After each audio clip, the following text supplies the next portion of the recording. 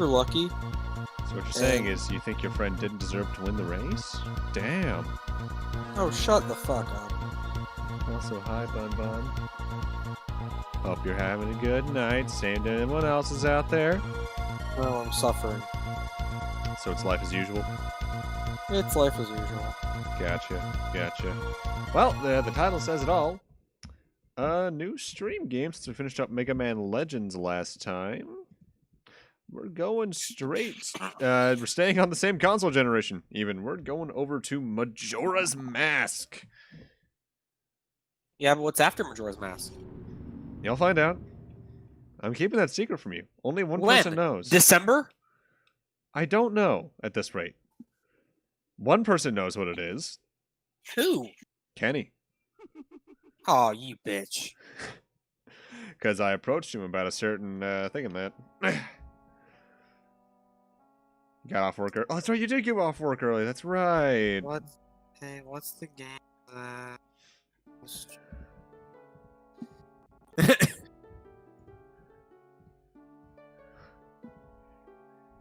Tell Anthem nothing. Alright. I think that clears up any risk of him telling you. Got paid to watch 5 episodes of Brooklyn Nine-Nine? Hell yeah.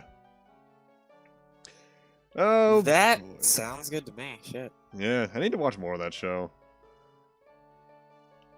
Now, something I've always found interesting about Majora's Mask is just how quickly its very different atmosphere hits you, because this intro cutscene isn't like many other Zelda intros. Usually they're more heroic or quiet, like the Ocarina of Time or Twilight Princess, even Wind Waker to an extent. No, this one's just like, here's our jolly little atmosphere, except it's also foreboding. I'm also letting this play because I fucking love this song. You'll hear me say that a lot. I know I say that a lot in streams in general, but Majora's Mask is also just my favorite soundtrack in Zelda, period. So fucking good.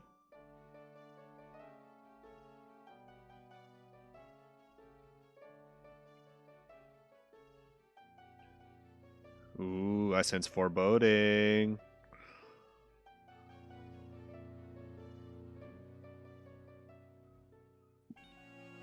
This had to scare some kids a little bit, even from this outset. Mind you, having the creepy music with that thing and then following up with this face probably would do that.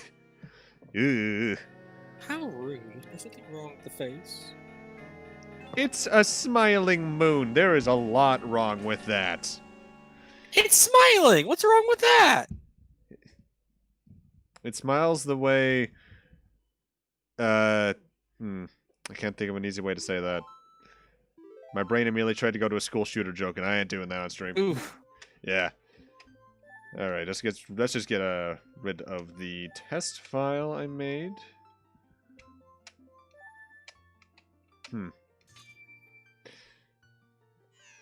Now, I want to take a look into the config real quick, because it feels like...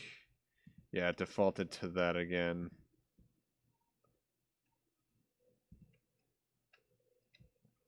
For some reason that I cannot comprehend, BizHawk keeps changing what I have the analog settings to. Despite keeping everything else. Yeah, that's... Oh, need to invert that. There we go. Alright. Alright, what do we name ourselves?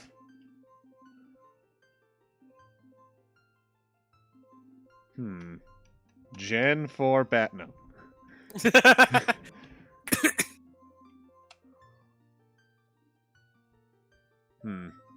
I know, just the thing.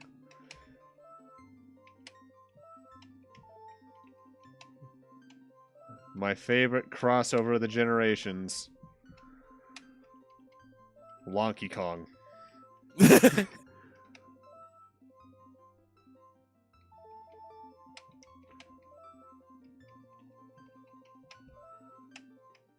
And then there's Chunky. He's dead. Will that shoot the mood in the face sometimes when it just goes, super serious moment, Donkey Kong, watch out! Yes, and that is exactly my intent. In the land of Hyrule, there echoes a legend held dearly by the royal family that tells of a boy. A boy who... Okay, real talk. The sudden cutoff of that line always bothered me.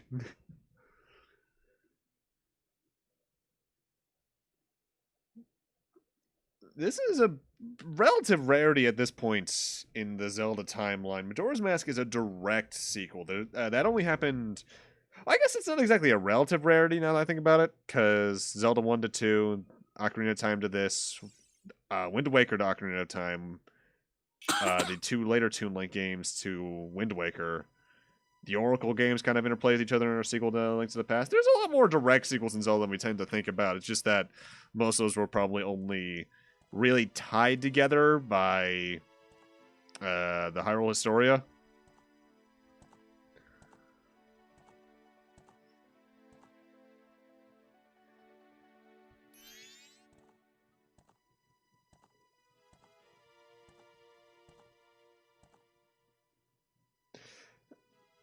There's something about this song especially that just unnerved me when I first played it as a kid, because I did play this when I was really young, but I didn't get it at release. I bought this game used from a GameStop back when they still had N64 games. That tells how long I've had my cartridge.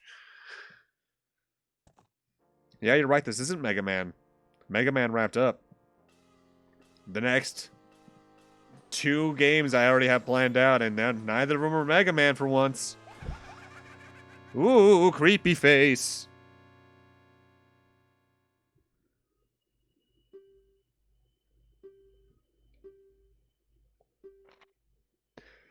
No, it was a pain in the ass looking back, because even though I got this game used from a GameStop, I got it used with like the generic old GameStop N64 stuff, which I think was like a clear plastic case that they put the cartridge in. I don't think actually, no, I don't have a single N64 game box. My brother has all those. I think he even has my fucking box for fucking Hey You Pikachu. Damn it.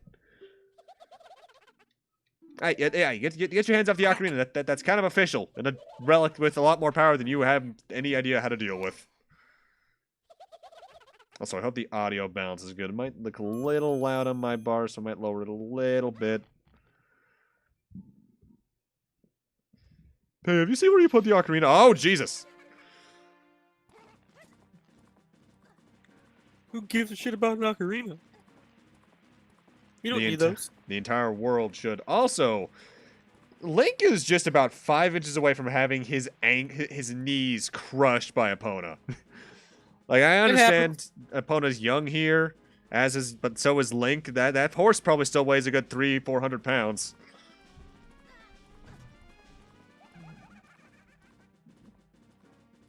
We must commit chase.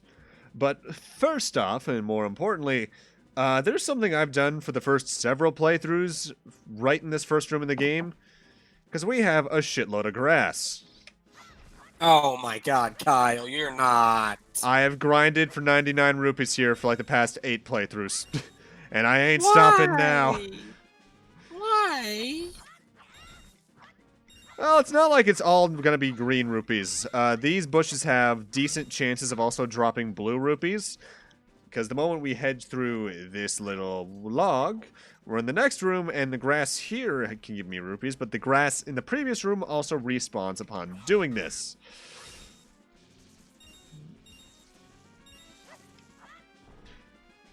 Also, I'm grateful that I have this adapter, because something I have always found super uncomfortable, and I don't know how people do it, is playing like N64 games emulated with like Xbox controllers, GameCube controllers, or even DualShocks.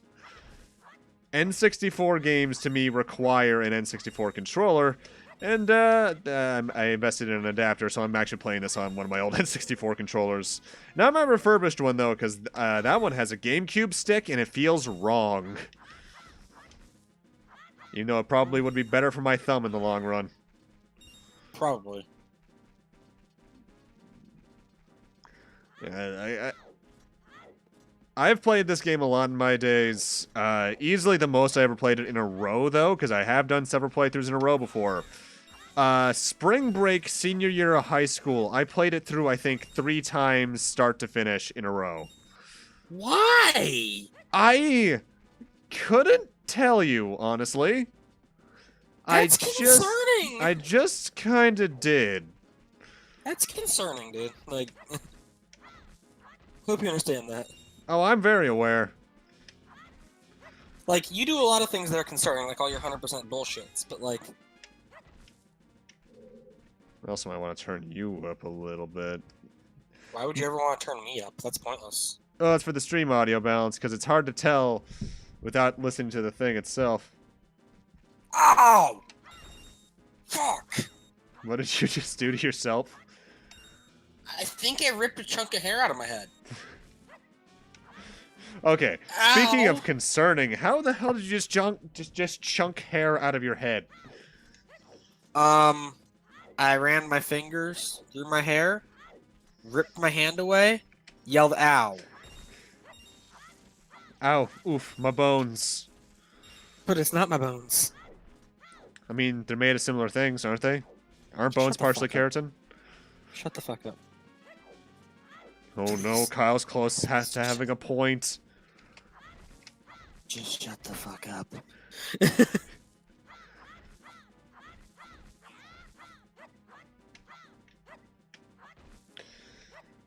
Yeah, you can't be allowed to have a point. That's illegal.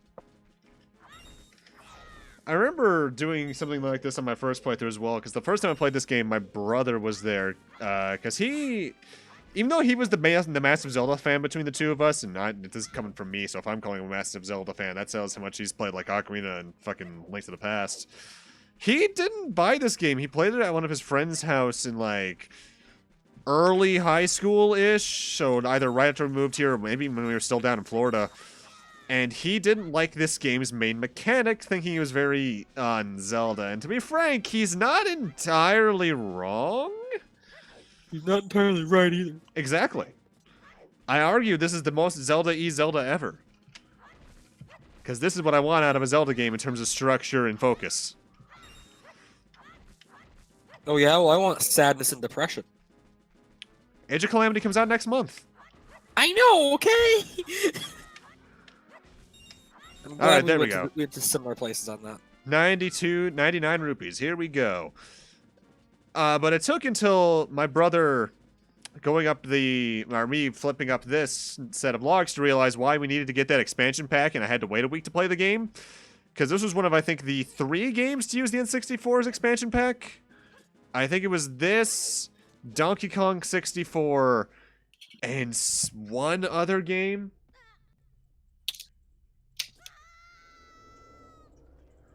Oh god, bottomless pit! That's my favorite. Weird holographic things that looked a lot better on CRTs because of the way subpixel arrays were handled on that.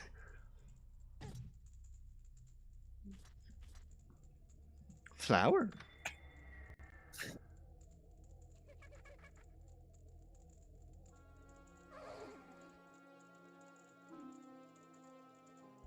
Okay, yeah, I looked it up. There were 3 games that required the expansion pack. This, Donkey Kong 64, and Perfect Dark for its story mode. You can play multiplayer without it, but if you wanted to do story, you had to have the expansion pack. Other games could use it to access more stats. Like, I think Pokemon Stadium 2 increased the resolution. Others got extra effects and such, but only 3 games straight up needed it.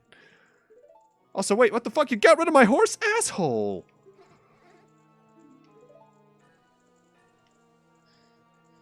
Yeah, you look like a little bit of a shithead. I could probably beat you up. Oh no, he's shaking his head at me angrily.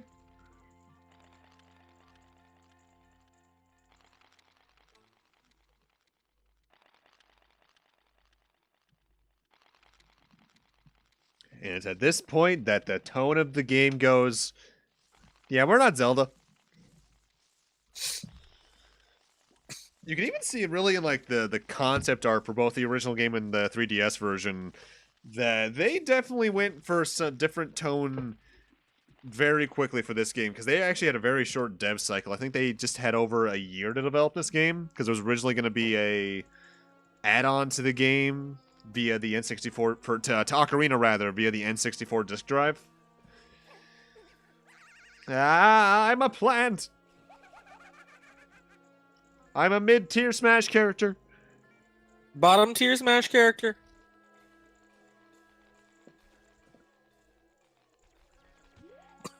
Ow, ow, ow. Dick! I'm sorry, did that fairy just hiss at me like it's a cat? No, it went. Pss, pss, pss, pss, pss. I had to make sure my cat didn't hear that. That bad? Yep. Ha, ha, ha, ha. Talk shit, get left behind. Talk shit, get bitch slapped. Well, I guess we have our fairy for the game. This is Tattle. She, 5 minutes in, I guess more like 20, has been separated from her brother Tail. Tattle, Tail, get it? It's funny, I swear. Get off the stage. Hey, don't boo me. Boo NOA. Boo, both of you.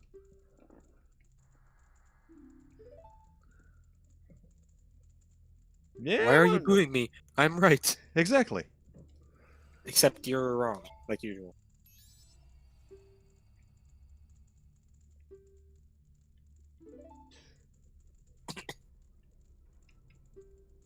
Yeah, Tattle, I would like to get moving, but you keep on talking.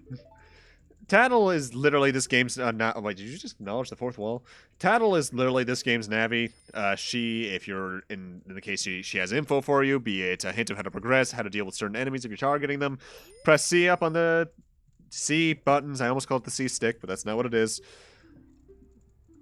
And she'll give you any info. Deku Link can screw himself into holes in flowers and then fly.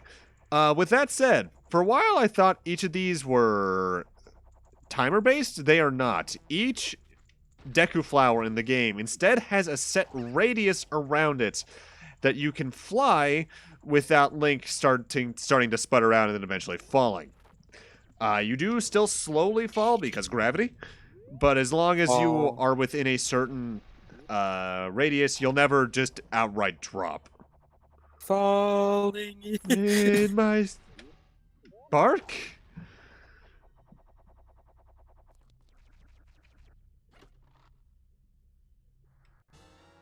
Deku Nuts! Deku Nuts have a secondary use in this game compared to the original Ocarina of Time use. In Ocarina of Time, you just use them as flash bombs to stun certain enemies.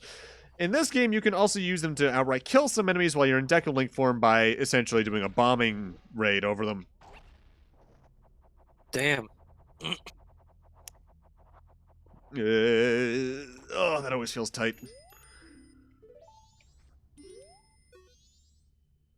Nope. I always found the term Z targeting really interesting because, yeah, it's literally using the Z button on the N64 controller, but it's also using the Z axis because 3D games were new. That's what he said. Hi, Kick. Hope you're doing well. Ooh-woo. And there he goes. Dark and gloomy. Looks like he could start crying in a second. I'm sure that's not important at all to anyone. Probably not. Oh, the depression's only gonna... Whoa. I always love when this game does it. It only does it on a couple occasions, but occasionally adds this, like, super blur filter over the movement. And I'm assuming that's mostly a thing they needed for the expansion pack for, but for the system, it looks fucking good. In fact, I will say, for games of this console generation, mind you, this also came out in, like, what, 2099? Majora's Mask is arguably one of the best looking games of the the fifth generation of consoles this was. In 2099? Damn. 2000 or 1999, Jesus. Also, hi, super creepy dude. Creepy dude. Creepy. Yep, 2099. This is when oh shit, what the fuck is Spider-Man 2099's name?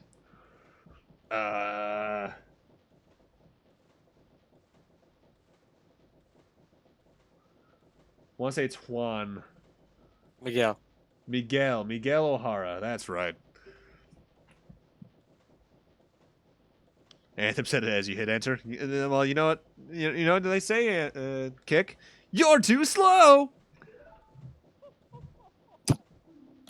You see, that's how you do soul damage to Anthem. You do Sonic stuff at him.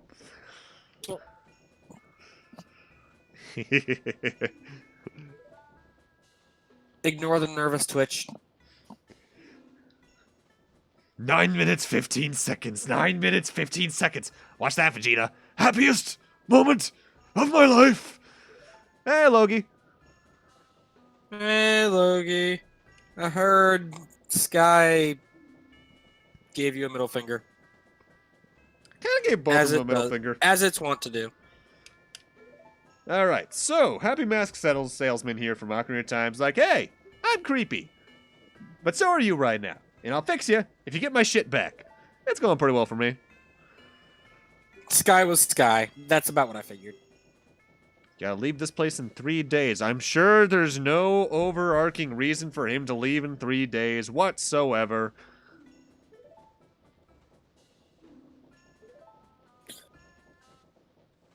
Oh, fuck. Logie's addicted to Sky. You want to listen to the shit. game audio? I don't blame you, man. This game's soundtrack's fucking phenomenal. Speaking of which, is the audio balance sounding good? Like game versus us?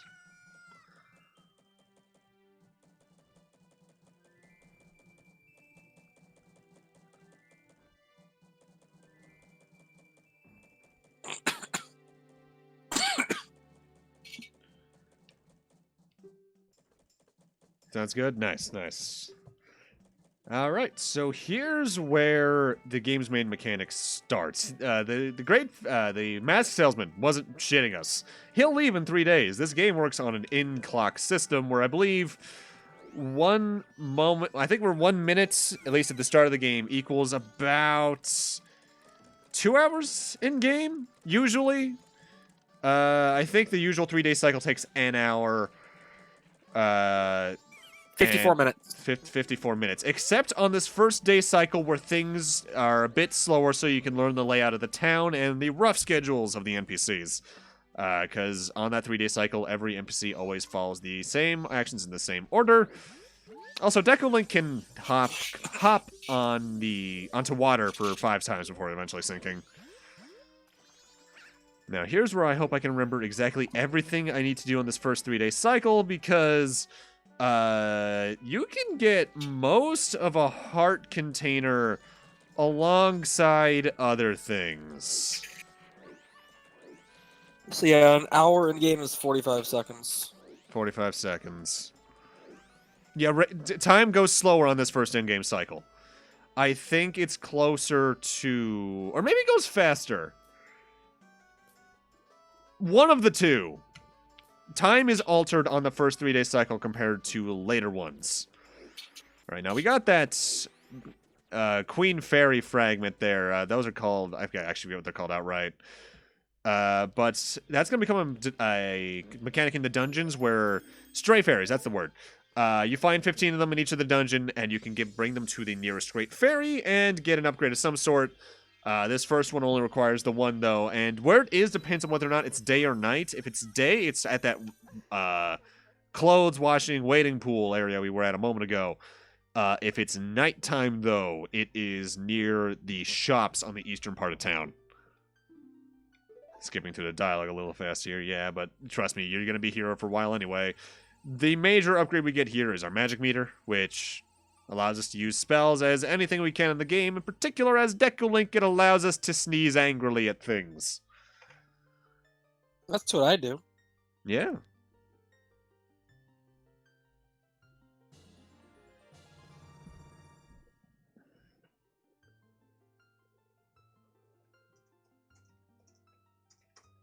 I'm actually going to make sure I have a list of all the upgrades up, because I remember where most of them are. But I just don't want to be like, oh, fuck, I forgot this. Or, oh, shit, no. Right, I can get that one.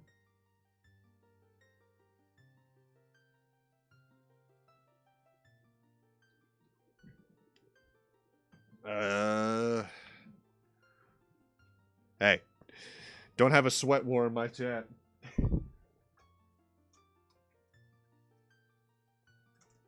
Because I believe there are 3 pieces of heart we can get on this first 3-day cycle. The one that you need to get basically at the end of it because it's literally on your path. There's one near... Actually, right near where we are right now in a minigame. There's a 3rd one somewhere you can get. Which is it?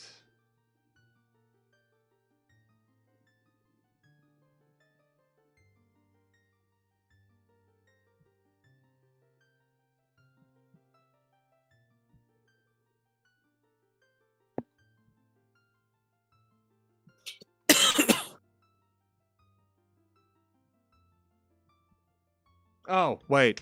I think I remember which one it is. Yeah, I do. Let's focus on getting plot progression we can get done. Because you can actually speed through all this super quickly, because all you need to do on this first 3-day cycle for plot stuff is save the stray fairy, get the magic, do the hide-and-seek minigame I'm about to do, which you need to do within one of the 3 in-game days, and then see something near the observatory, which we'll gain access to as we go. Anything else you can do is purely optional, and I'm going to focus on getting things done as fast as I can. But my main focus right now is going to be the hide-and-seek minigame. Just blow that shit up. We impress the hell out of this guy. This is Jim. He's a little shit. So are you. What's your point? He is going to challenge us to a game of hide-and-seek with his 4 buddies. We need to find them all to get a password. Here's the thing, though. You can't actually predict this password. I believe it is 100% RNG. So you need to do this in order to get anything, really. Unless you just get one hell of a lucky guess.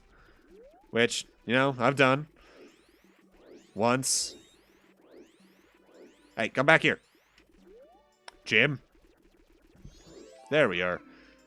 I believe there are 2 in the north section of town where we are right now. Which is more so the town park than anything. 2 in the eastern side of town.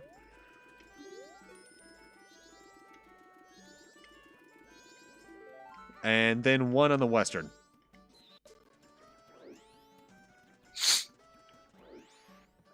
That's the postman. He delivers shit. We don't pay attention to him, except for 2 minigames.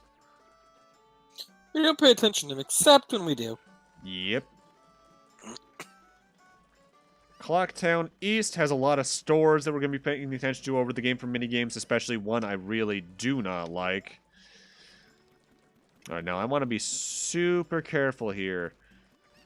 Because if we get too close to this bomber, he flies off of that chicken. But if we shoot him with magic, the chicken gets fucked up.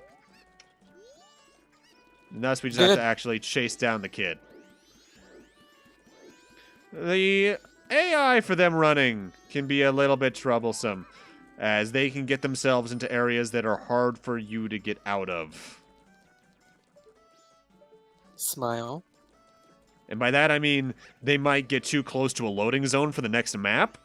And if that happens, well, you're not getting at. You're likely not getting them unless they run into you.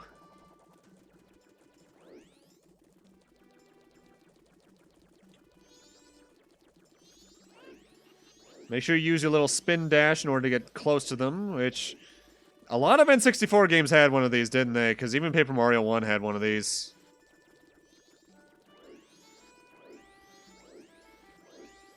Come here. No! I have been fooled. Get baited, bit. They do try to stay a rough distance away from you. Oh shit, I got him. Just waited for him at the spot when he normally lands with the chicken. Never thought about shooting him. I think I only started doing that after I saw Chugga do it once. And then I realized, well, shit. I can do that, and so I do. Now, I want to hurry up a little bit here, because the minigame we can get done in this first 3-day cycle for a piece of hearts, we can only get good progress done on it during the daytime, because I think during the nighttime it's closed and it's setting up shop for the next day. I think you're good until it turns night, though, so as long as I get this next kid pretty quickly, which, just in case, let's place a save state. That there's the bank. We'll talk more about that in a moment. Where is he? Where is the little shit? I know he's on the screen. Oh, there you are.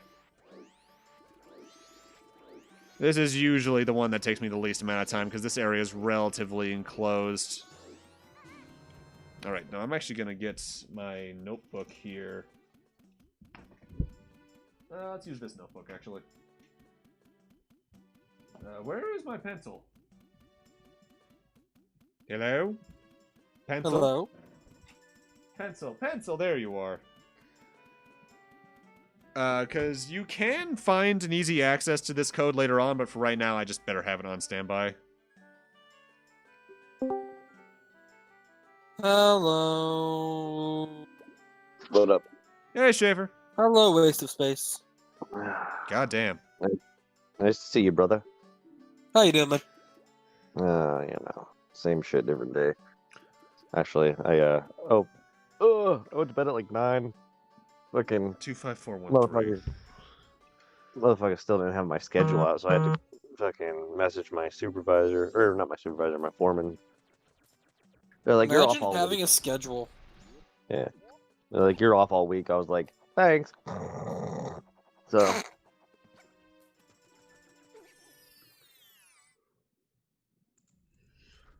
Then I woke up at 10. Alright. Slept for 13 hours. Alright, minigame here. We can pay 10 rupees. And cry. Yeah. Because this is essentially a test of your Deku Scrub skills within a certain time limit. Need to get all the rupees so you get to on be a scrub. Yeah. Like Schaefer. You need to get all of the rupees on these platforms before time is up. Or before touching the ground.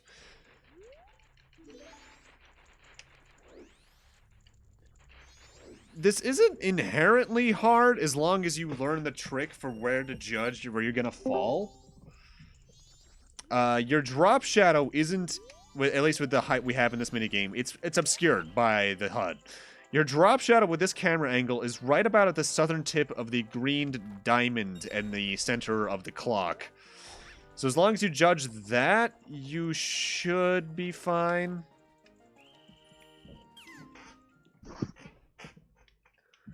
Hi. Hey, Kick. Holy shit, Hi. it's Kit. You little shit! Get back here!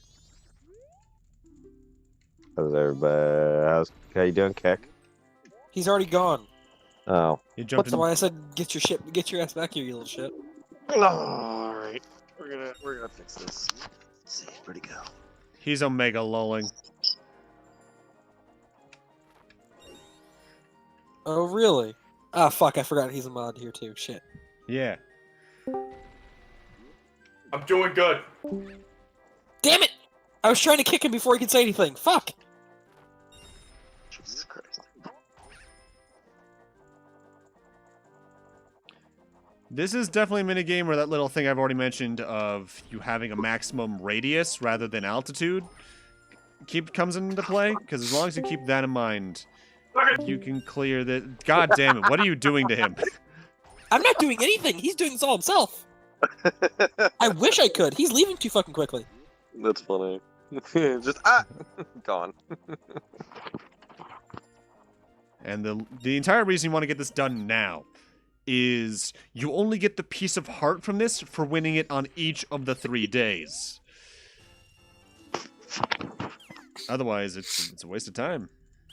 I mean, you get some decent rupees from it, but trust me, there are much better ways to get rupees in this game. You're like grinding in the first fucking area, right? I only do that at the beginning of the game because you can only get there in the beginning of the game.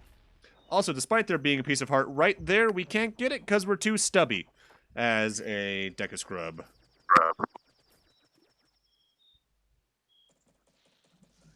Schaefer, by the way, Kick can hear you because he's watching my stream. Roger that. Tell me the bitch. Actually, you're a bitch. There you go. Well, Kick. All right, now I want to make a brief deposit because this is also a great opportunity to do some rupee grinding as it is anyway. Because you get a reward here at the bank for storing a certain amount of money throughout the game. For instance, we'll get a bigger wallet at storing 200 rupees. This is why I grinded from 99, just so I can make sure I get 200 in the first 3-day cycle without too much worry. Huh. Kick, you hear that? Kyle gets to have a bigger wallet. I wonder what that's like in with you playing Zelda.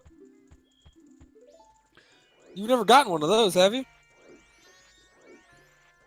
Don't worry about those ladies dancing. They're just having fun.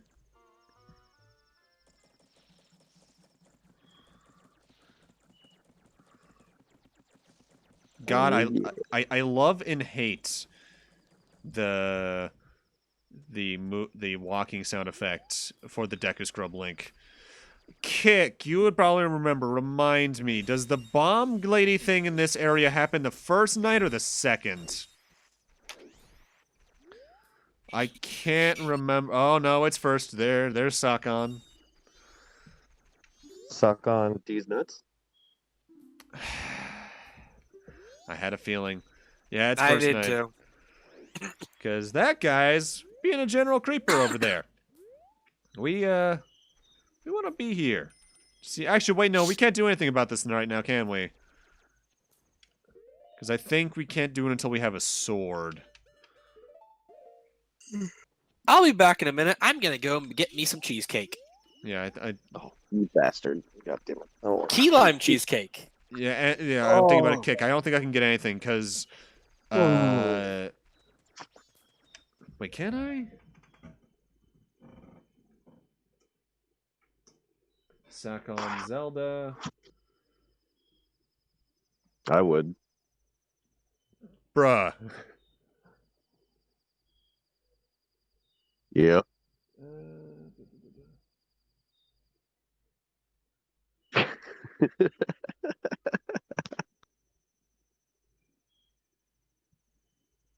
Oh, they're just Ghostbusters themed skins. I wanted like You know Vankman what? and There's an easy way to figure it out. Speaking of Ghostbusters, when I was in Walmart recently, I picked up that $20 like Studio Series Transformer. Oh Yeah. boy, it dropped down a little bit. They had like fully modern posable figures of Vinkman and Winston, and I was like, I kind of want the Winston. That's awesome. Winston's my favorite Ghostbuster. He is hilarious. Now, if only he got Yeah, some no, they goddamn screen time. Yeah, they got Ghostbuster skins in Fortnite right now. I thought it was gonna be like the actual characters, but it's just I can understand it not being the characters because that's probably a big licensing thing. yeah. Because it's I not mean, don't like get me wrong. It's definitely these skins are licensed to look like I've got the Ghost Trap, the Proton Pack, the Ecto Glider. Like that's all literally the same thing. It's just not the characters, which is sad, but I understand. Key lime cheesecake. I'm hungry now. Shit. Yeah, I can't do anything about that until the second time around. Oh, right, there's that little problem still. You might notice throughout these streams that... You know what, I'm just going to reload my save state because I don't want to waste that time. Because I had a feeling I couldn't do that this night. You might notice whenever the game does that little circle transition that the corners don't get covered up. That's an emulator issue, and one that, by the looks, BizHawk has had forever. I remember when I recorded Ocarina, I had to just edit that out as much as I could to the best of my ability by just putting in some solid colors. Yeah, I mean, Kick, it's kind of, going back in time, it's in theme with the game, don't worry. And I'm not going to be doing that all the time. Damn. He's fucking cheating. He's time traveling. Get his ass. I was laughing earlier because my brother was here today, and yesterday He was playing Animal Crossing. He's like, I know time traveling is a thing, but it seems like just such a pain in the ass to do. I'm not going to. Implying that he thought the process was too complicated.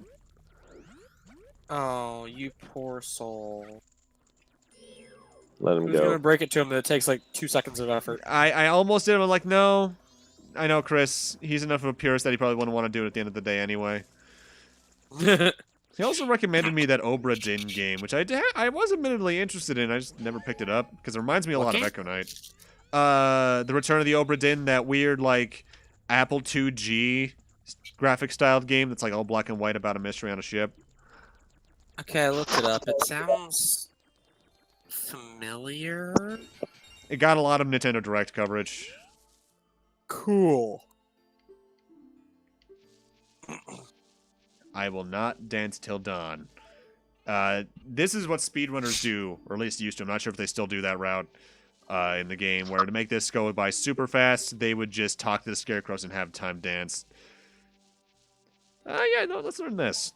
Because this guy knows the secret to some songs that can manipulate time. If you play a strange song backwards, you can slow down time, but if you play each note twice, you can move half a day forward in time.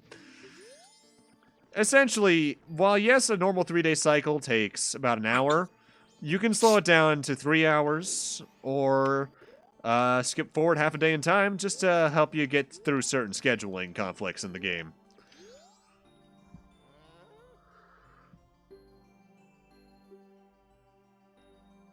Hooray for shortcuts. Yeah. And I'll be real, when I first played the game, there's a potentially just skipping straight to the moon during first cycle. Ooh, that could be interesting. We want to gaze into the telescope because there's some things we can see here. Now, there's a couple things this can do. Like, if we look like somewhere over here, we can later trigger a very particular Deku Scrub to come out who will fly all around and land in a hole that's like over here, but we can't do that until the second cycle onwards. We do get an early look at the land determiner, though. Because we ain't Hyrule no more, boys.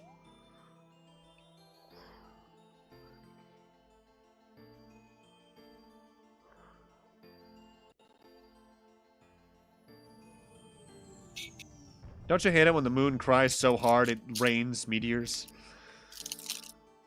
Jesus. 3DS has a way of doing it first cycle. Ooh, yeah, I figured 3DS would, because that whole thing is a weird technical... Not mess, but it's definitely... It's got as many problems behind the scenes as the original games do.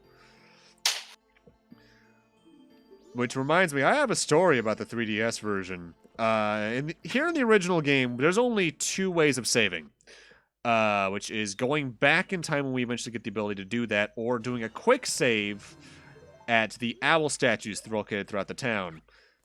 The quick saves were exclusive to the US version initially, by the way, because the back in time thing was the only way to save in the Japanese version, but they added a quick save by removing the 3rd save slot. But when I first played 3DS, I didn't know that they changed the save system so that it could only be done at owl statues, but it was like a perma save. So I did the first 3-day cycle, rewound time, assumed it saved, and shut the console down. Because that was a good hour I had to redo. That was fun.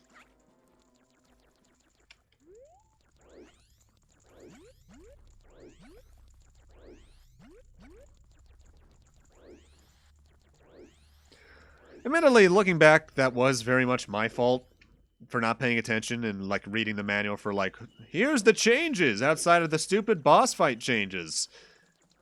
But to an extent, it's like, come on.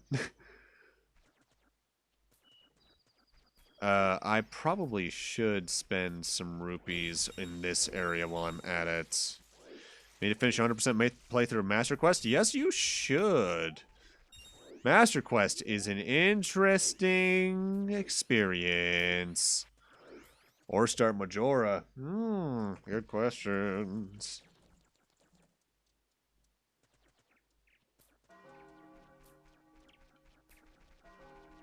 Oh, I always love this effect where they shrink the game's like view down as the day changes. Weirdly enough, Superman 64 can also do this, but only in an option through the menu to dictate like the zoom. And the weirdest fucking thing about that is that that allows you to put Superman 64's screen ratio down to like 10%. So it's only like maybe this portion of the screen. Superman 64 is a very odd beast. Alright, so the next day has started, so we will be going to... Let's actually take care of this first, yeah. Because now that we have the Moons tier, we have most of the story for the first 3 days done. We just have to get one more item, and then we're good. Got Shadow and Spirit left to do. From what I'm aware, the Spirit Temple isn't too bad in Master Quest. I've heard bad things about Shadow Temple, though. Alright, new day, new layout.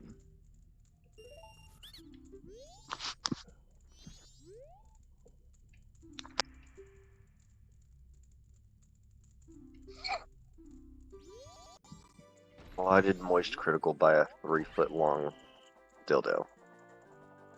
Why? I mean, his name is Moist Critical. Yes, this is true. Dear God. Moby Huge Olympics. I can only imagine what he's doing.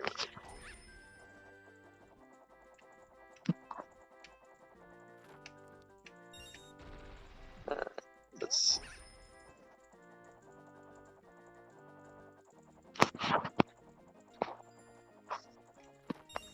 Whew, that was actually a little bit close.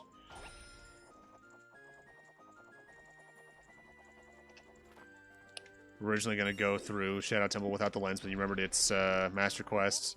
Yeah, you should probably have that for that, because God knows how much they changed that. Honestly, the first day is probably what I would think is the hardest out of these minigames.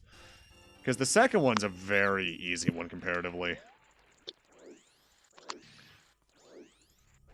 Also, I apologize if the bit rate's being inconsistent. Either my setup's not good enough for this game yet, or my parents. It is 10:50, so they're probably watching Farscape on Amazon Prime.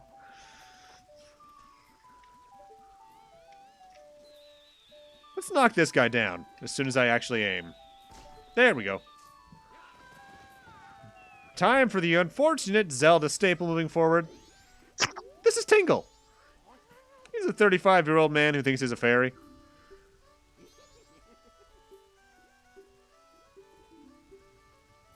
But he is pretty important to the game because he sells the game's maps, to the main areas at least, not the dungeons. And you want to do this. With that said, the way the game handles the maps is the area you are in is always the cheapest map he has. He'll usually sell the next area's map as well. But it's such a ridiculous markup, it's just more worth it to save it.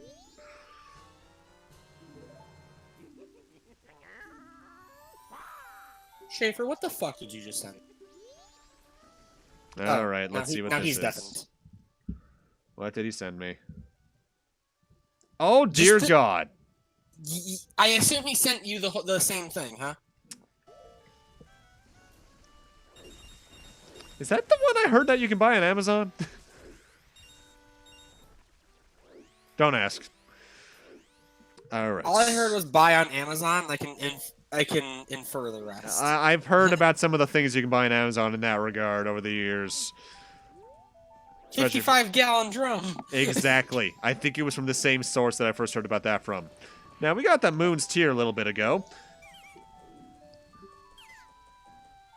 This guy wants one for his wife.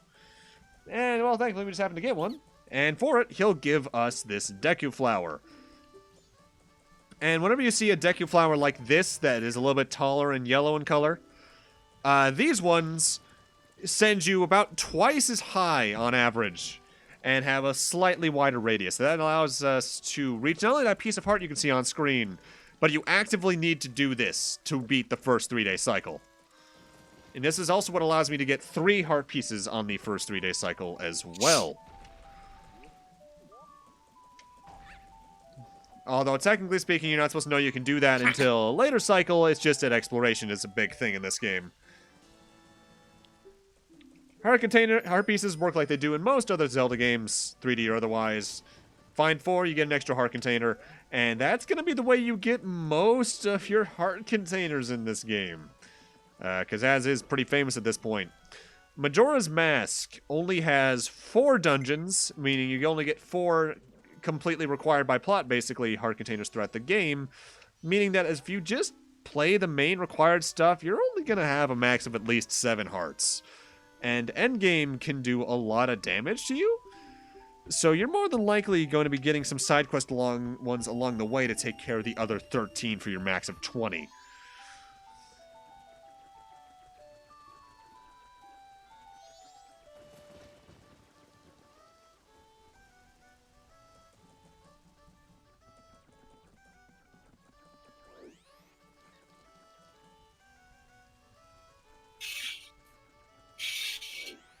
You know what? I might as well show off one of the bigger plot threads happening in Clocktown.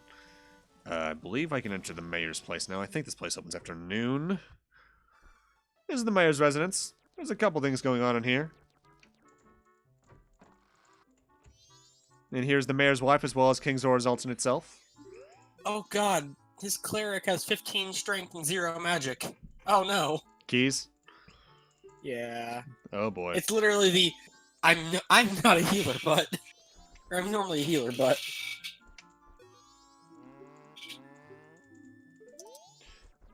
Oh, that's right. They don't tell you about that unless you talk to other NPCs around town. Either way, the mayor's son has disappeared, and we don't know where he is. Otherwise, they're trying to get a festival going on in town for the new year. But you may have noticed the moon in the sky. The guards want people to evacuate. Other people want to stay and prepare for the festival because they're flat earthers and think that the moon's not falling. how does A and B fit together? They're warring at whether or not they should have people leave the town or stay for the festival. And the mayor is stuck in the middle with us. Stuck in. Oh, I hit 0 kilobytes a second there. That's not good. Schaefer, now that you're back, Yeah. motherfucker, what did you just send me? Something I thought was interesting. Yeah, I'm sure you would think it's interesting. I'm actually gonna crocs out of that. Actually, I watched his video yesterday on he had gotten something brand new, and I was like, okay, and then he put this video out, and I was like, I know what it is now. I apologize for the bit rate and the frames. I do not know what's going on right now. I'll probably check. Oh, that's 0 for longer than a second. Okay, we're good. We're good. I am gonna go check downstairs to make sure that they are like watching Farscape, so I at least have an explanation for this. So I will be back momentarily.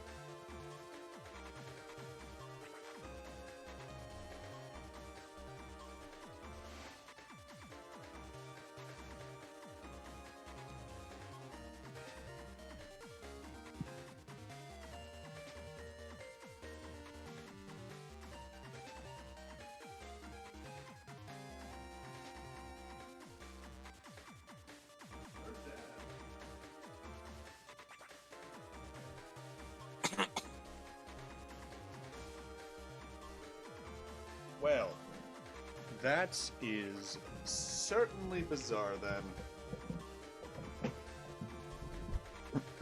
I have no idea what's causing it because they're not watching Netflix or anything, so this is different. I guess we'll just continue on in that case.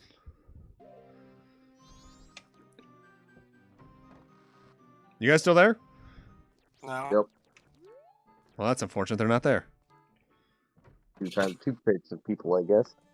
Are you there? Yes? No. See, your answers have canceled out, so I don't know if you are. Oh.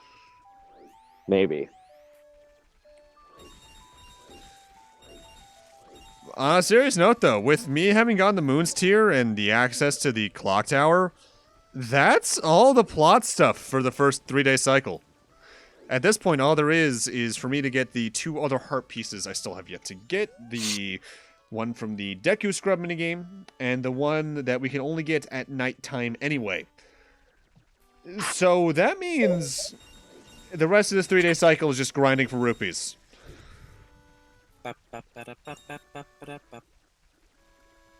Exactly? Question mark? I don't know. It's stuck in my head. It's always Your stuck in fault. your head. Not always. It's your fault, asshole. I'd blame you before I'd blame Kyle. Oh yes, it's my fault that the song is stuck in my head. Not the person who randomly plays random ass games and hums random shit and sings random shit.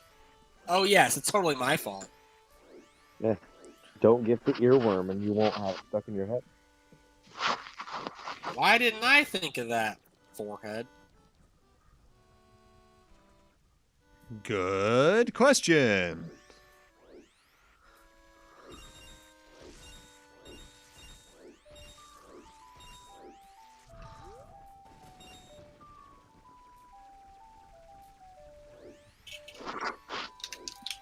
What was that movie where Dan Aykroyd made a cameo with the ghosts and he's like, "Who you gonna call? Not us," and leaves? I forget what the fuck movie is that. Wasn't that just the Ghostbuster, the 2016 Ghostbusters movie? No, this is like one of those weird spoof movies, or maybe. Okay. I mean, that is more or less the kind of cameo they... You know what? Fuck it. You had me curious. Now I have to look it up.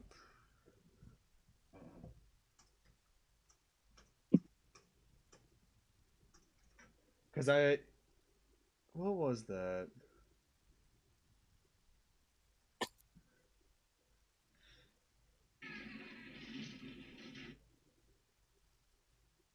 Oh! That was Casper. Oh, That was the that's 95 right. Casper movie. Holy shit, that's fucking funny. I forgot about that. That movie was honestly a landmark for visual effects. Now, if only the movie itself was enjoyable to anyone above the age of 7. That bad? It's... I wouldn't call it bad. I just think it's definitely a movie that knows its target audience and doesn't really try to do anything else besides that in terms of like appeal. Yeah. It's very by the numbers kids movie.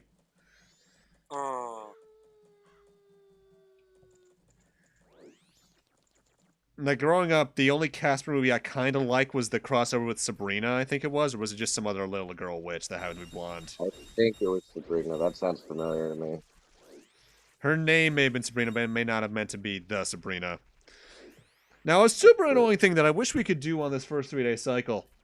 Whenever you find grass like that we also saw back in the first area of the game, where when you attack it, it all starts dancing away. That's a very specific type of grass patch that has a certain significance later on. If you use the spin attack later on with magic to take care of it all at once, or at least within a really close time span, 20 rupees will drop. But because I can't do it fast enough, we're stuck with getting it this way. Alright, let's... Alright, now that we've gotten 70 rupees this way, I want to take a brief detour over to East Clock Town. Because there's a couple of notable things over here, as I've said. There's a couple of mini-games we'll be able to do later on. There's the mayor's house. In this building to my left, there's a bar that we can't do anything in for a while. But this building right here is the... What's the name of this place again? The something inn? Stockpot Inn. The suffering. You can only enter that place during the daytime from the front door. But if you come up here, you can enter the second floor at any time of day. And this is important because if you're in the area, if you're either in here at nighttime or, what's the word I'm looking for? Enter at night and come over here to the bathroom. Oh, does that have to be after midnight? Well, something creepy eventually happens in the bathroom. Guess we can take a look around. You can find bugs here. Bugs do the exact same thing they did in Ocarina of Time. They can dig certain things out of holes, but that only comes into play in 2 places in the game, and it's pretty limited when it happens because of that. Yeah, I'm thinking it has to be after midnight for that thing to appear. You can enter this place, this room right here, to get stories from Anju, who is the redhead we just saw a moment ago's grandmother. She is the potion shop NPC from Ocarina of Time, and she'll also pass the time. But I believe it's technically a slower way to do so, as you have to go through a lot of text to get to it.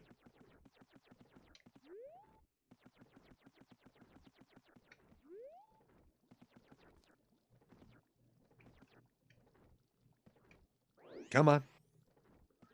Does it really have to be after midnight? Huh. Times I wish I could speed up time. Majora's Mask has a couple moments like this where you're just kind of waiting around for something to happen. Oh, God, there you are. Yeah, that's after midnight. That's not creepy at all. Look for some paper? All right, have the deed to the thing I just got. Why did you need the paper? For doing that, he gives us the second piece of hearts. You're not meant to technically use that. You can use any blah, blah, blah. You can use any piece of paper type item to do that, be it the deeds to the Deku Babas, or even elements such as minor story important pieces of paper.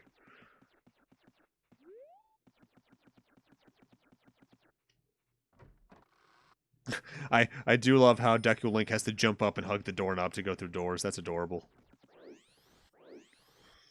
Alright, that's my business in the stock pot in done though, so let's get out of here. At this point, we just have to grind rupees again until it hits daytime.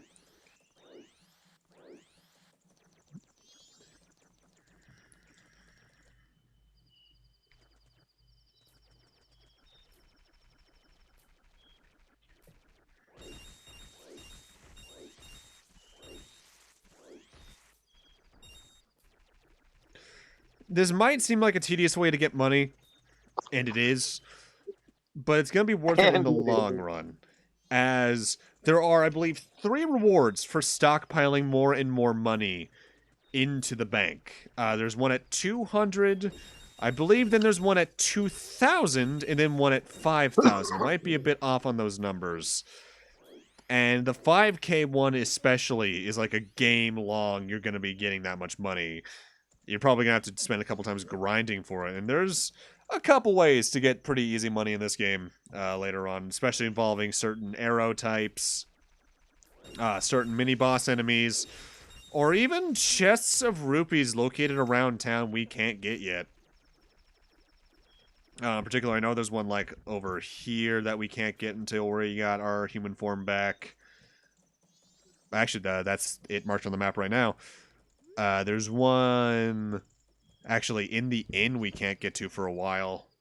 Actually, no, I think that unlocks like the night of the 3rd day.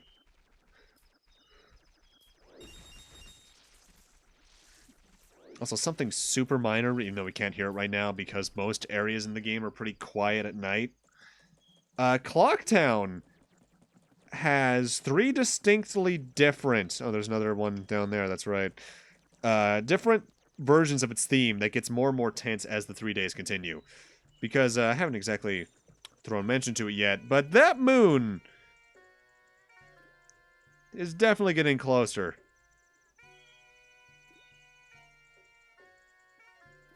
At a very slow rate, yes, but it's getting closer.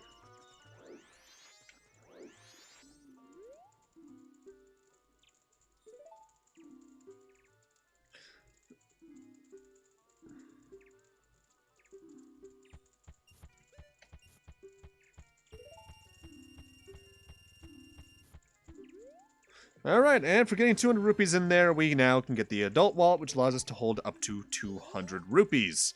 More than doubling our capacity.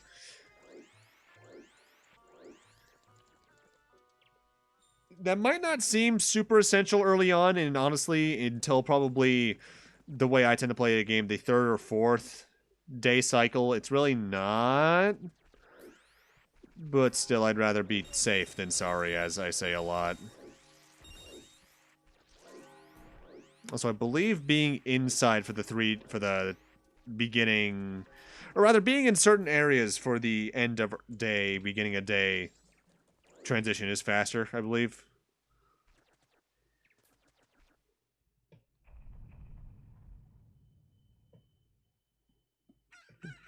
The dawn of the final day. 24 hours remain. Because I should note the 3-day cycle ends specifically at technically midnight.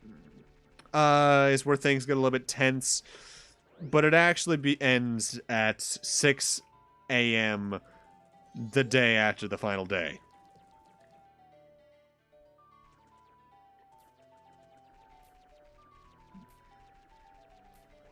Want to try something for you? Sure. What's up, Kick?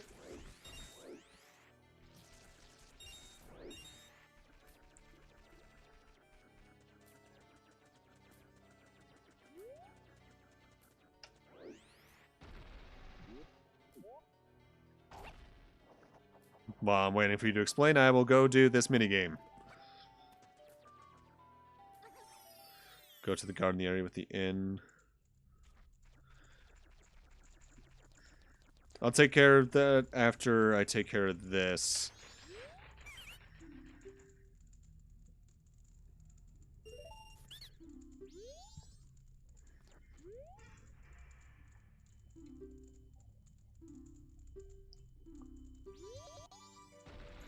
Alright, the final day variant of this is arguably the easiest.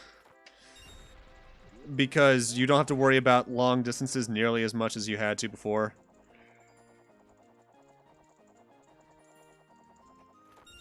Whew, just be good on the horizontal timing. That shit can be kind of rough. You alright, Schaefer? Yeah. Don't fall asleep on me again. Or throw up and call again. That's probably... I was just gonna say, I'd much rather not throw up. I'd much prefer to fall asleep. Yeah, between the two, I'd prefer that. But I've had to move you into the probably asleep channel a couple times over the past year and a half. Okay.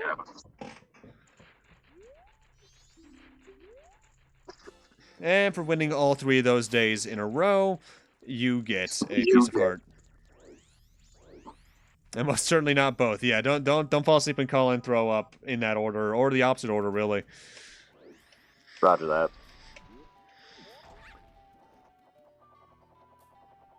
All right, let's head over to East Clocktown's guard. Because I remember there being something that you can like either attempt to backwalk or get kind of clip into things. Whoa, we've been moved. Yes, we have. Stream channel? Not Smash channel. Yeah, that's what I figured. Alright, I probably should show this off. You try to leave. They won't let us go because they think we're a kid. I'm a squid. I'm a kid.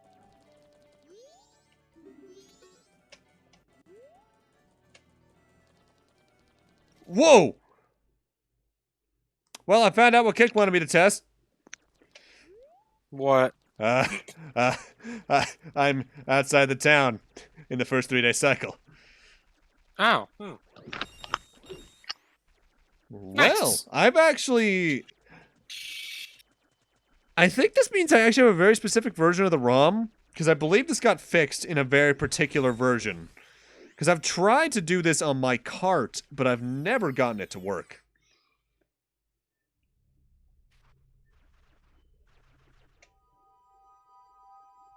Nothing's loaded, but... Ooh.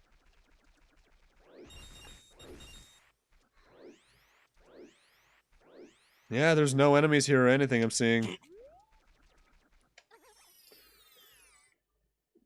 The grass is there, and that is good for grinding. Actually, yeah, this guy only spawns if I see him with the thing. That's right.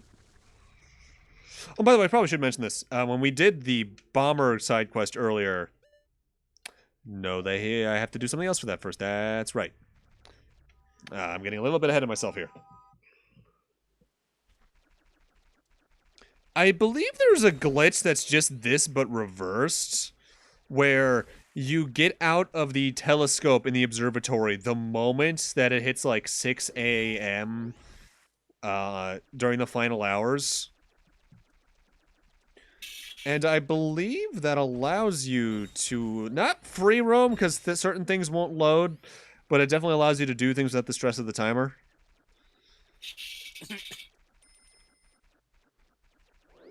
We can go... Imagine just fucking cheating like that. God. Yeah, the game crashes if you do certain things, I believe. The unfortunate thing is, we can go to certain places in Termina by doing this, but a lot of it's blocked off. Either by abilities, or by you just needing a sword to do other things. Sword. Or the Ocarina, now that I think about it. It does allow us to get a look at around things. Sword. Like, there's those mountains to the west of Snowhead. Oh, wait, to the north of Snowhead. That's right. For some reason, I always associate the area over there as north. But no, that's Snowhead to the north, Great Swamp to the south. No, Great Sea. What the hell is the swamp called in the game? I don't remember. To the east is Ikana Canyon. You know why I probably associate that direction as north? It's probably an element of... Surprise. That's the place you go to last. You associate north with last? I tend to associate that as the general last place you go, yeah. Neat. Want to get at least one more set of 99 rupees on top of me. Because right now, there are only 12 hours left until Big Round and Ugly makes a crash landing. Damn, hurtful. But that said, that means we are like 6 hours away from my favorite song in the game. Well, one of my favorite songs. Again, this soundtrack's fucking phenomenal. The only Zelda games that really get close to it are maybe Minish Cap and the Oracle Duology when paired together.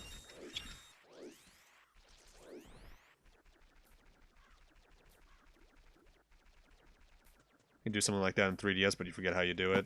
It wouldn't surprise me. Because the 3DS games for Ocarina of this aren't just like straight up up-reses or like model swaps. They are proper like re-engineered remakes built from the ground up to run at, I believe, 30 frames, but it looks like 60 frames because the N64 duology run at 20 natively. Unless you're in PAL regions, unless it's like what? I think it's like 15, is it? On PAL N64s? Something like that?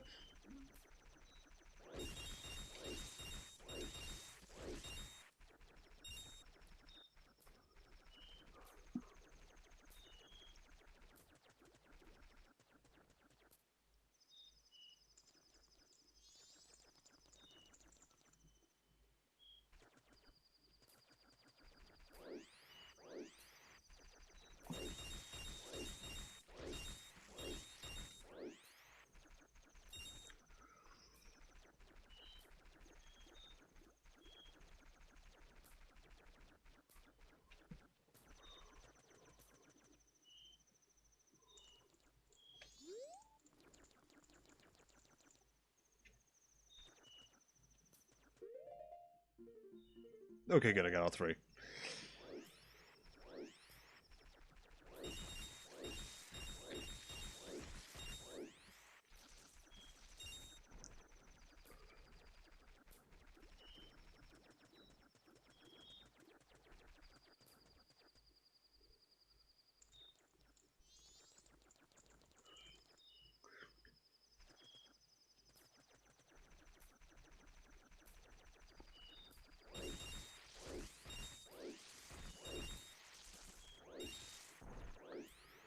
Alright, so the quote-unquote end game events start at midnight. I have 120.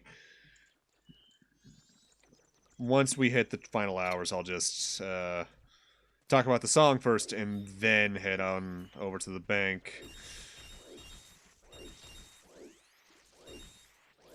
Which means I'll probably have around 140 rupees total.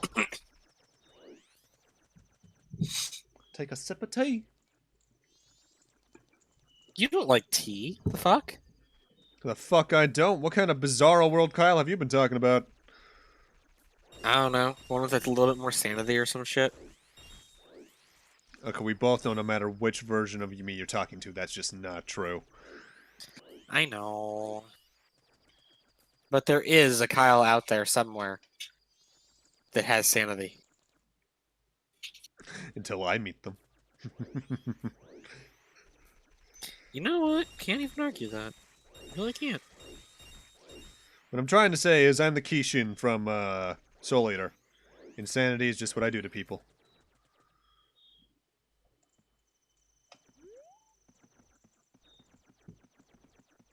Also, I love how the lighting almost kind of becomes bottom lit when you get closer and closer to that midnight, because, like, it's just so atmospheric. I want to get this done before the cutscene starts. Also, I should note, the way the bank works in this game is weird, because they just put a stamp on you, and I guess it has, like, the amount of rupees you deposited, even if they don't remember you depositing it.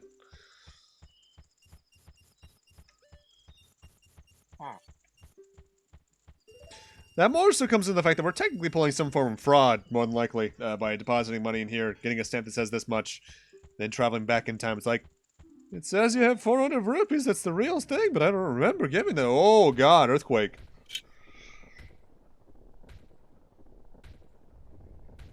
I remember as a kid, I saw this cutscene, didn't really pay attention to the dialogue and think, oh, there's a festival going on. So I saw that happen, where that giant stone thing goes upwards. I just thought, did they make a fucking hammer to beat the moon into the earth? Why is that where... You know what? Not even gonna question it. Not even gonna fucking question it. I know better at this point. And then when my brother was like, no, it's gotta be about this, my second thought was, is it to beat the moon back into the sky? Does this just happen yearly? Oh my god. There's logic there. There's something there. I don't know if you can call it logic, but there's something there. Okay, yeah, time is definitely faster in the first 3-day cycle, because look at how fast the seconds are counting down. That's not real seconds. Now, this is the song in particular I want to talk about. This is called The Final Hours, I believe. Is it though? You've been live for an hour and 20 minutes. That's taking Listen here, not taking motherfucker. into account not taking into account the first however long it took. That's really close to the 54 minutes or whatever.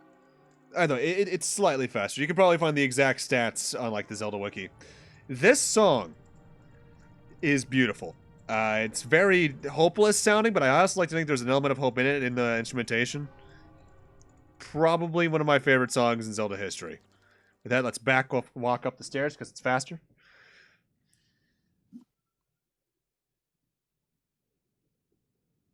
Hi, Skull Kid. You got a nice big friend there, don't you?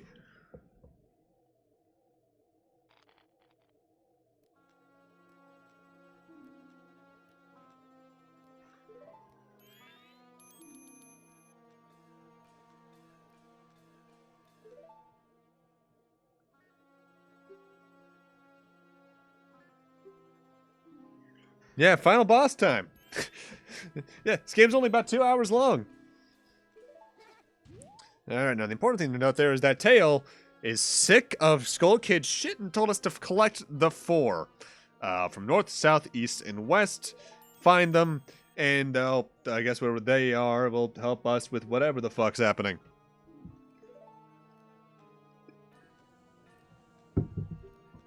Cause a speedrunner? Nah, you don't see me doing bomb jumps.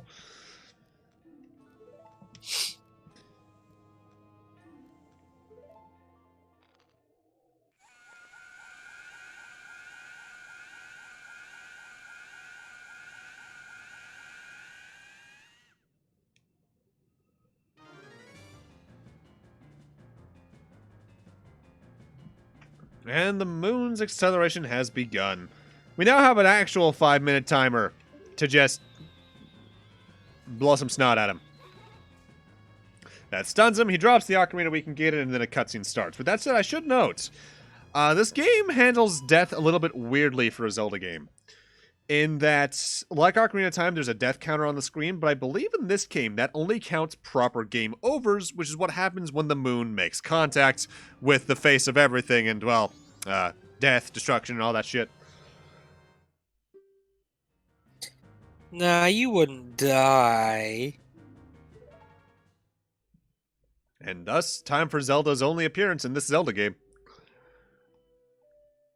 Sounds about right.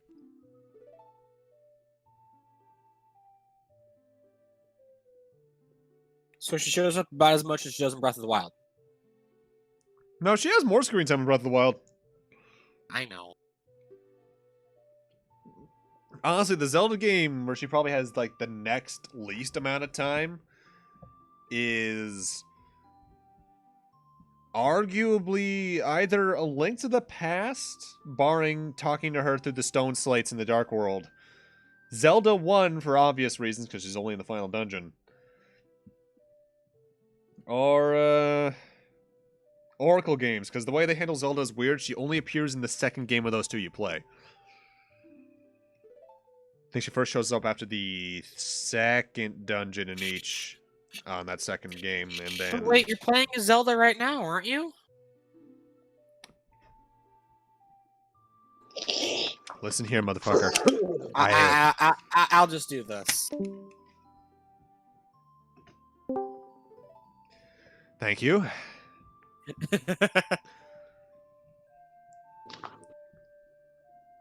I figured it would be required at that point for that one. And now we're gonna get the Song of Time. Whereas in the original game, this acted more as a key to certain doors or moving certain blocks.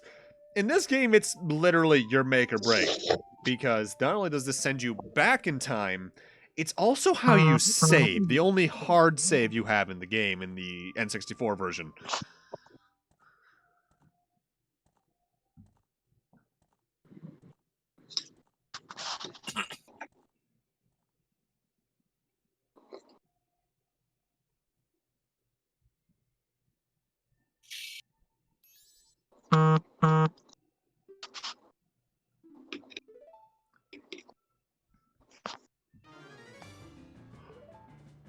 And more time we shall have. Alright, now this is just me. Everyone always has that one C button they always put the ocarina on. For some people, they put it on C right. I've always been a C down person.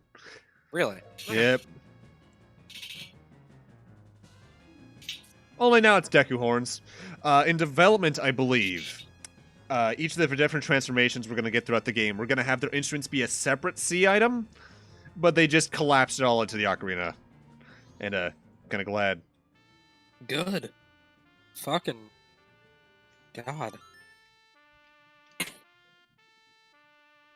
that said, like in Ocarina of Time, all the instruments in this game are fully functioning. If you hold like L or R or a direction on the analog stick, you'll alter like the pitch and the key. And people have made like legitimate songs doing that, including a very famous clip of... No, not I wasn't going for Megalovania. Someone there was a Rickroll when 3DS came out where someone just did Never Gonna Give You Up. Of course they did. Of fucking course they did. One of the CDI Zelda games? Bun Bun. Don't tempt me. I've had wantings to do those games for YouTube for 5 years. Please. Please don't tempt me. Dodongo? Bombs! No, no, Bun. Please. My boy. Don't do it. And we're back at the start of the first day right outside of the clock tower. Whenever you play the Song of Time, this is where you get returned to. Getting a little bit ahead of myself because I don't exactly have many consumable items. But whenever you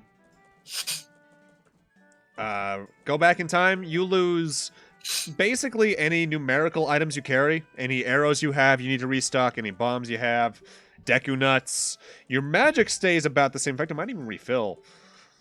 As with any quest items. With that said, you keep all major upgrades, so capacity upgrades, heart pieces, the fact you got the item period. Oh god, imagine if you reset heart pieces. Ugh.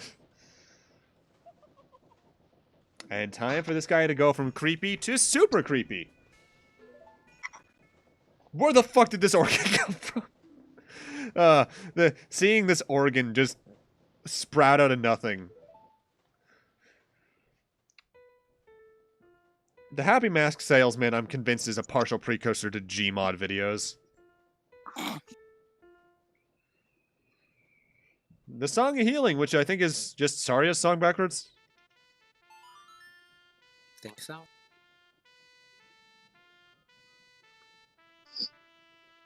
Song of Healing, in terms of how the song actually works, you use it a few times in the game as a key to access other items. Usually other masks. Because being that the game is named Majora's Mask and there's the Happy Mask Salesman, masks are a big part of Masks are this. pretty irrelevant, obviously. You're irrelevant. You are correct. Still more relevant than anything you've had to say in the past fucking month and a half. That's true.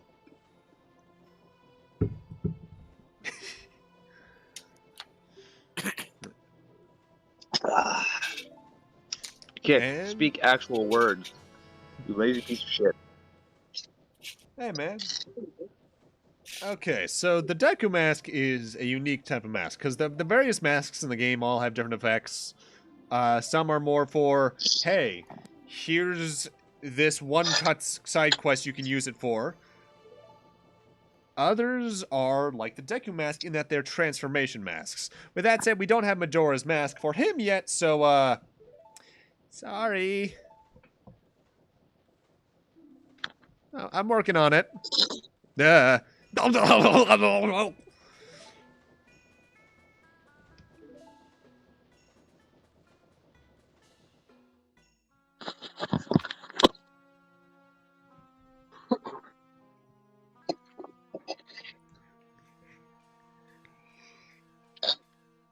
the origins of Majora's Mask aren't actively stated in-game. The closest we've gotten outside of this little... It was used as an ancient tribal thing was in the Akira Himekawa mangas for Zelda. Because Majora's Mask was a one-parter. It was, I think, the third volume after the two-parter for Ocarina. Those are all really good manga, by the way. I don't think a single one of them is a bad adaptation. I think the longest one currently is Twilight Princess, because I think they're on like volume 3 or 4 of that. It's still ongoing.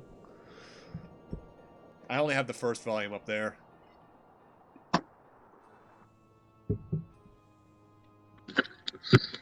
Either way, Majora's Mask, bad magic in hands of super immature demon.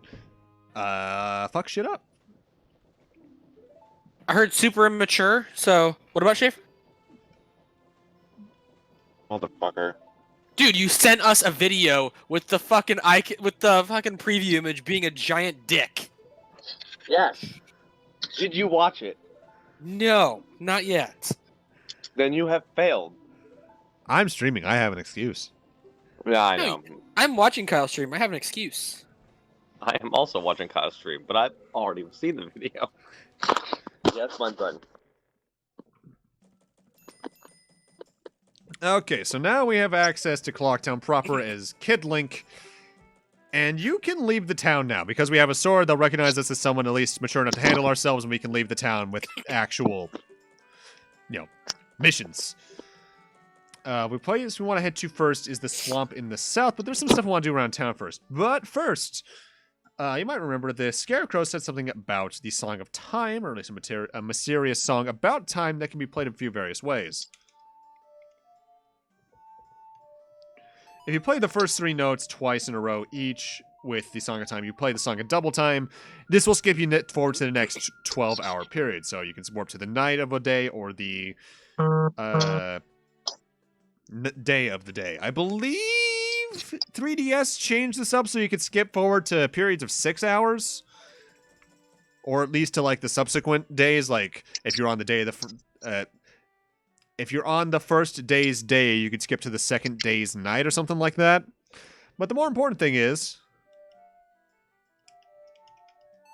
if you play the song backwards, you don't go forward in time, you slow down time to, I believe, a third of its standard pace. So what is now usually a 54-minute 3-day cycle is now about 3 hours. This will only be marked on screen, though, by the fact that your first day icon is now blue rather than green.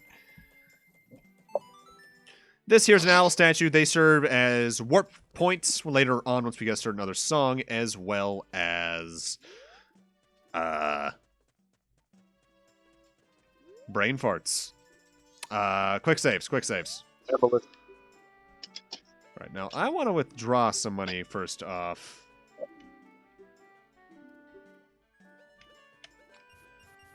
₹90 should be enough.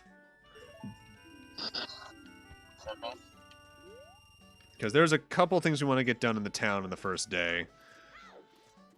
First off, let's head in here. They just slap their knees while talking. That's funny.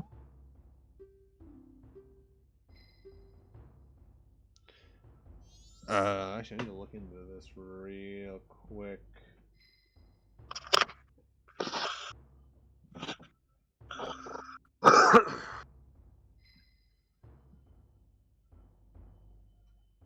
I don't believe there's a reward for doing the novice course. I'm just looking it up to make sure.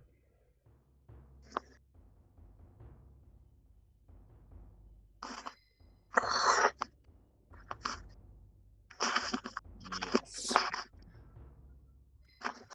I just need to do the expert course for this.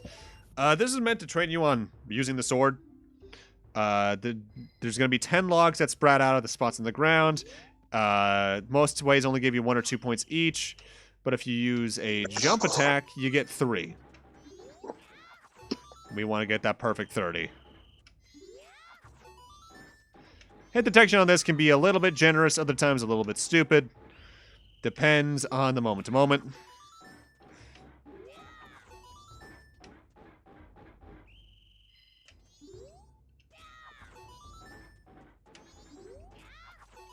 My best advice is to hesitate a second after you Z target to do a jump slash, just so Link realigns himself properly. For doing that, we get our 4th piece of heart. Technically, using my 5th or 6th. Next up, let's head over to North Clocktown really quick and get the piece of heart we saw up there.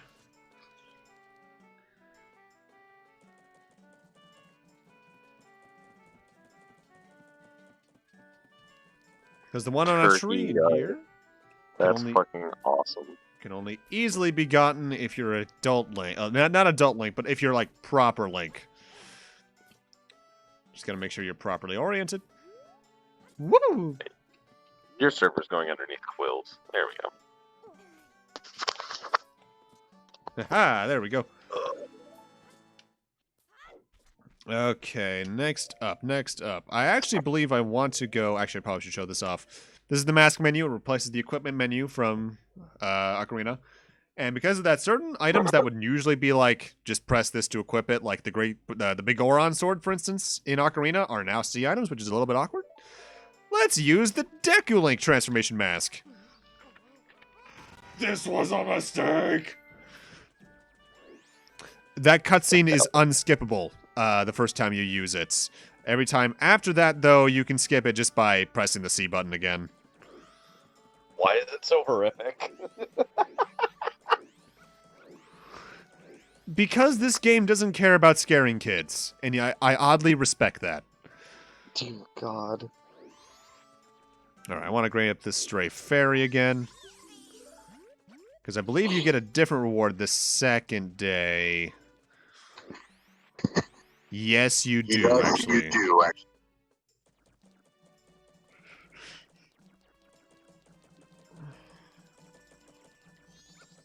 There's not much for me to do in East Clock Town right now.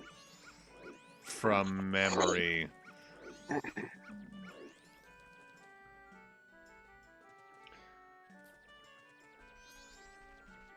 Outside of getting the Bomber's Notebook and triggering another side quest. I definitely want to be back here around midnight of this day. So I definitely need to move on to a point where I can have warp points. Hello?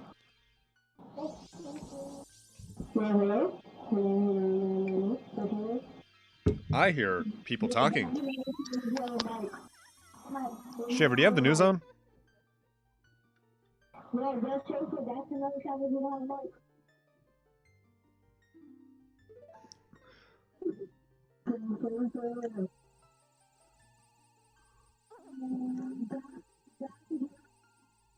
Wait, do I need to be adult normal link for this? Schaefer. Schaefer? What? Is your TV playing in the background? Yeah, hold on.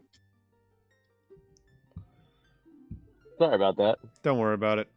For getting the Great Fairy, her Stray Fairy, on the first day, on the second go-around, you get the Great Fairy Mask. Aside of looking disturbing as all hell, wearing this and seeing your hair flow, if you're in a room with Stray Fairies, they'll automatically fly to you while you have it equipped. So it actually becomes pretty major in dungeons. Oh, that's a mask? I was about to be horrified for a second. You get to transform into the Great Fairy. This isn't Hyrule Warriors. Why is she so horrifying? I think they thought that looked... part of it is just the And again, this is an N64 old design. Yeah. The big thing to note is they're definitely also going for a very specific type of fairy look. All right, so what was the password again? 25413.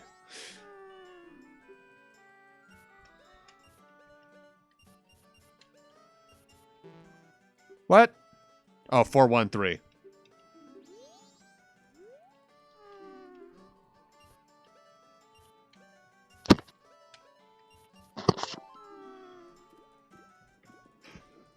Now, we want to do this for two reasons. One, we want to get the Moon's Tier again, because I want to get the...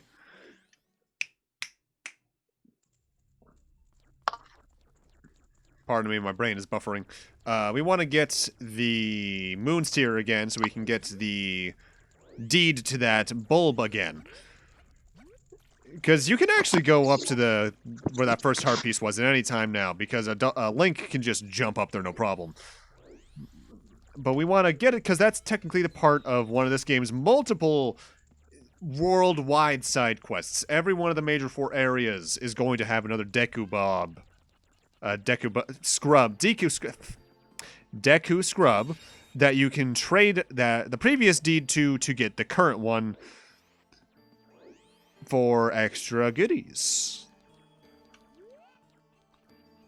And on this first 3-day cycle, I tend to get the first 3 done. I swear I can speak. What do you mean I've been doing this as a hobby for years? Alright, so that guy there is the one in particular I wanted to see. He's going to fly into this hole over here. And that will allow me to get a piece of heart in a few moments. Whee! This thing moves super slowly.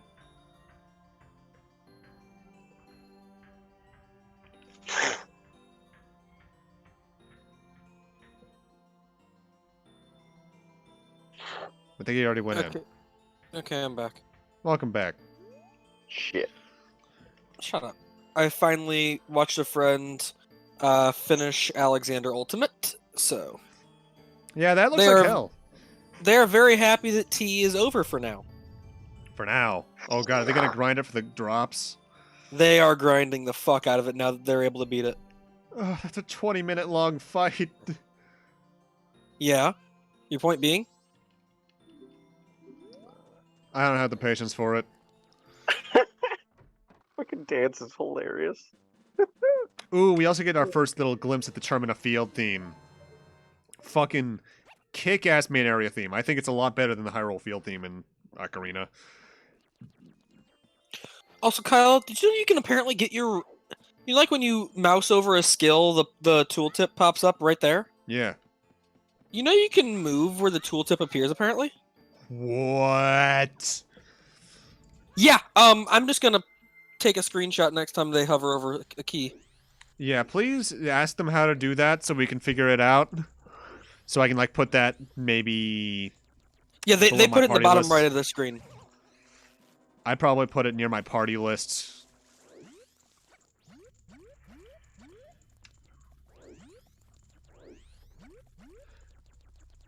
Oh shit, I forgot to get the 200 rupees at the end of the first 3-day cycle. Oh well. I might as well mention it. I forget if it's in the final hours exclusively or just on the night of the third day. A room in the inn opens up and you can get like 200 rupees there. Why didn't... Oh, is it because I got it wrong? Yeah, Kyle, look at the thing I sent you. Alright, let's take a look at this real quick.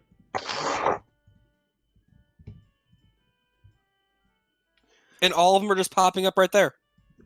Yeah, oh, I hope that's not a part of that parser. No, I don't think so. I don't think so. I might actually already need to rewind time a little bit.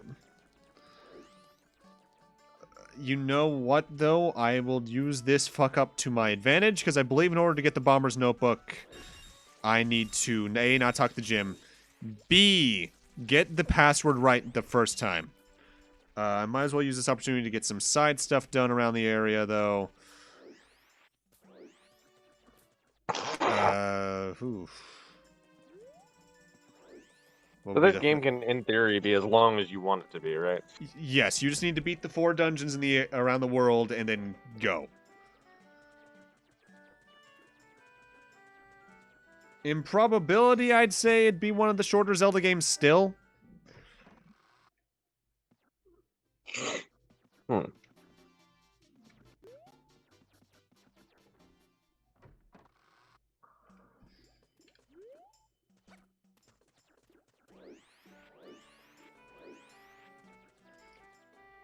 Cool, I got a gift sub to GDQ. Wait, why are people giving gift subs to GDQ while they're offline?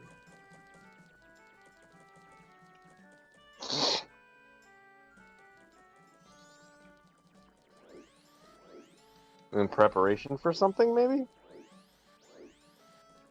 I mean, I guess, but like, why? Okay, you know what? I know what I'm gonna do. I'm gonna play the song in reverse time. Get times flow back to normal. Do 2 side quests on the first day, and then we're gonna rewind time and progress on the plot. Which means I'll have to do that whole get the moon's tear again. But that's nothing too bad. Plus, on nights, I can sell the thing for a pretty decent item. Or decent chunk of change.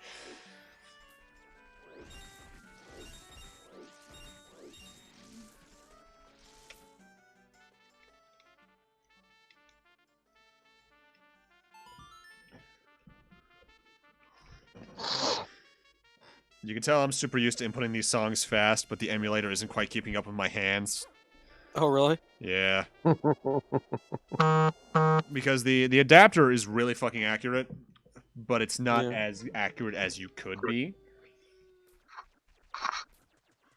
Alright, now, at this time of night, it should be open.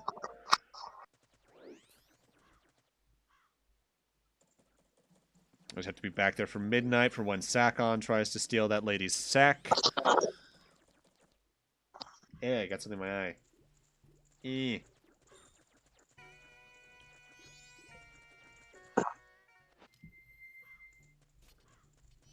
Let me through, soldier. Yes, I have a sword. Over here is the direction of Great Bay, so we're heading west right now. Oh, this is our first introduction to Termina Field, technically. Whoops. Alright, so I want to head west slightly.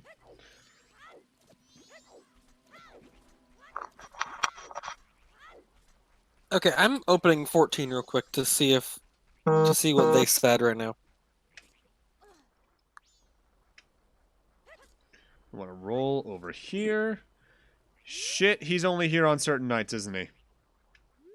F.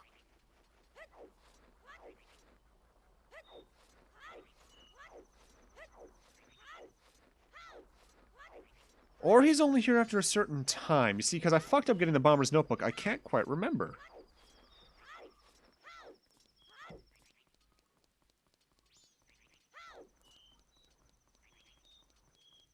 Well, you know what? I can do this, too. If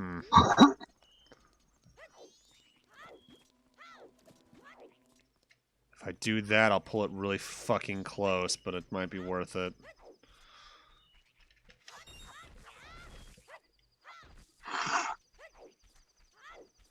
What am I doing? Backwalking. It's faster. Ow, fuck off. Oh, that's right. Bubbles can curse you in this game. I forgot about that. I think this is technically the first Zelda game to do that. Alright, now I need to remember. They are in this one. This one. This one.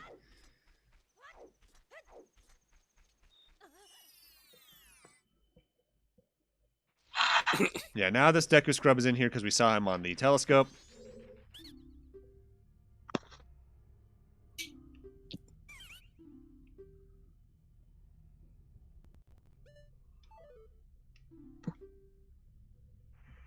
Yeah, I think you can refuse it twice for him to lower his price. Nope, nope, nope. Come back. 100 rupees.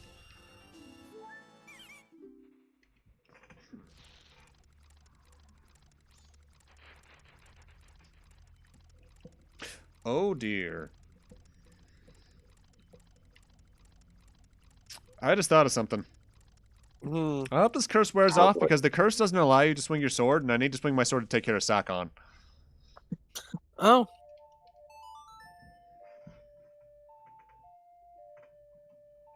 Here's hoping that it's That a real would be timer and not unfortunate.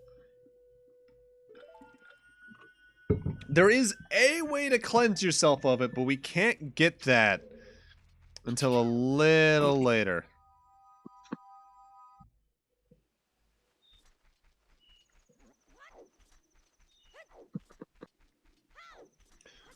Don't want to go too far south because there's a cutscene down there. I want to wait until we actually have stuff to do.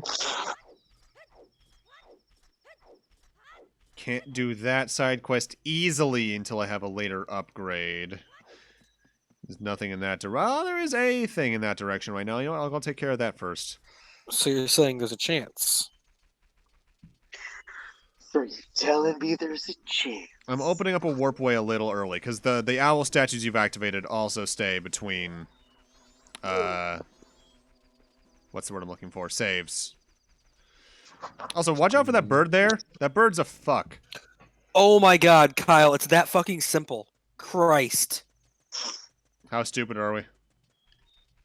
Character config, UI settings, position, fixed. Oh, god damn it. That guy's taking care of a rock. Ooh, this might be worth doing now. Tingle, I request your finest map. Oh, come the fuck on, Tingle. Get down here. Papyrus voice. Oh, please tell me I have enough. I sent you the full thing. If you can't find it, you're hopeless at that point. 20 rupees. Fuck. Well, by the next time I'm over here, I'll have enough for that. Because my goal right now is to get back to the past, Samurai Jack. Or I could grind right here. Entering a few areas early, yeah, like this is the Gorman track. There's two things here later. One is technically part of the story. The other is side quest.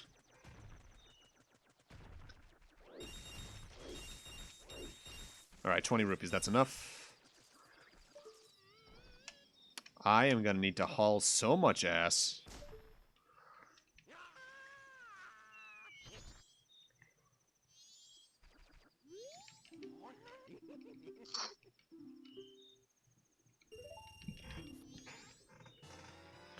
All right, now we got the Romani Ranch map, so I have that ahead of time. That's 20 rupees I don't have to spend later. Honestly, to me, the biggest problem with Majora's Mask is it is a very hard game to recommend to newcomers. Because the time elements, even with the Song of Double Time and the Song of Reverse Time, can be very overwhelming to new players. Because I'll be frank, it's stressful. Never actually played MM. I'm not too surprised at that. Like, this is a game that, if people didn't outright skip because it wasn't Ocarina or they didn't like the time system, it released so late in the N64's lifespan, people probably already moved on to what was next. Because I think the PlayStation may have been out. The PS2 may have been out by this point, honestly.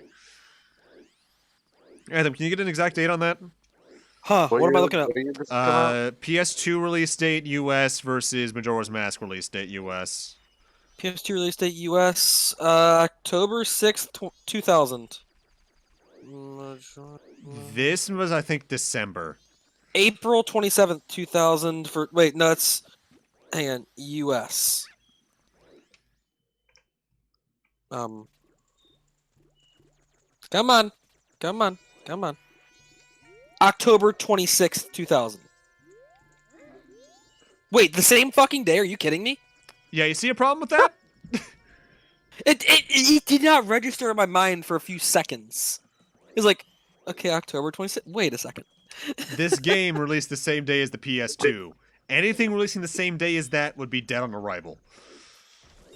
A cheap DVD player with which ended up being one of the best game console libraries ever. Like, the only things comparable to it in terms of library size and general quality are the DS and 3DS combined.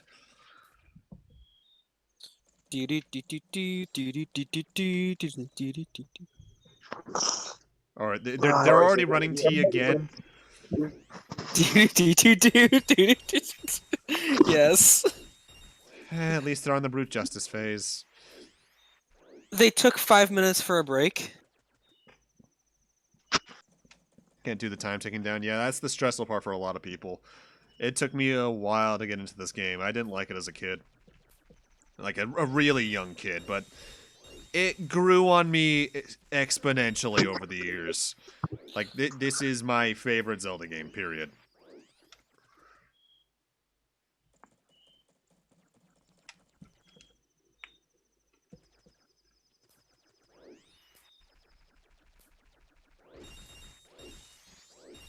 Yeah, y'all have grown on me kind of like mold. Slowly over time, and you really don't want it there in the end. Hurtful. Yeah. Shows how much I care. Yeah.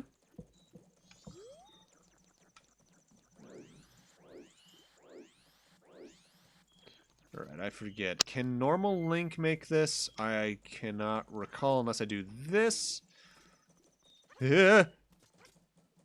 Yes, normal Link can make this. Okay, this is good. This is good. Because I mentioned there's a rupee chest up here. We can get this. I thought I needed the bunny hood from later on in the game to get this, but no, I can just get this straight up now. This is, I believe, 200 rupees? 100 rupees. That chest respawns every time you do the time travel. So, a good way to get money in this game outside the usual is to just get the chests that have a lot of money that respawn every time you time travel over and over again. Still not the best method. There are better ones.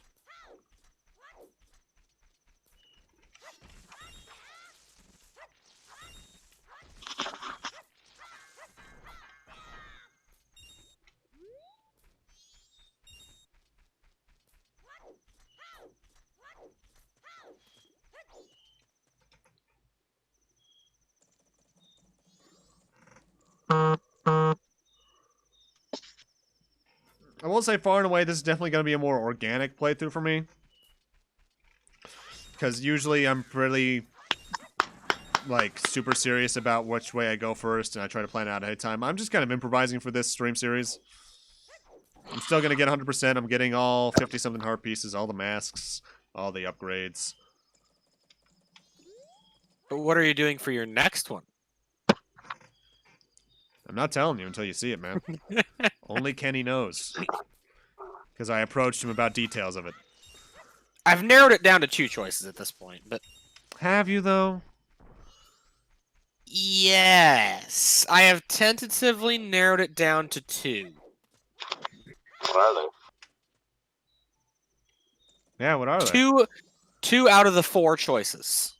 Oh, you think there's only 4 choices? That's the problem. Okay, listen.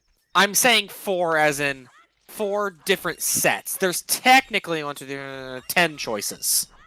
Jesus fucking Christ. But in all actuality, there's 4. Uh-huh. It's one of 2 sets. I'm almost positive. Okay.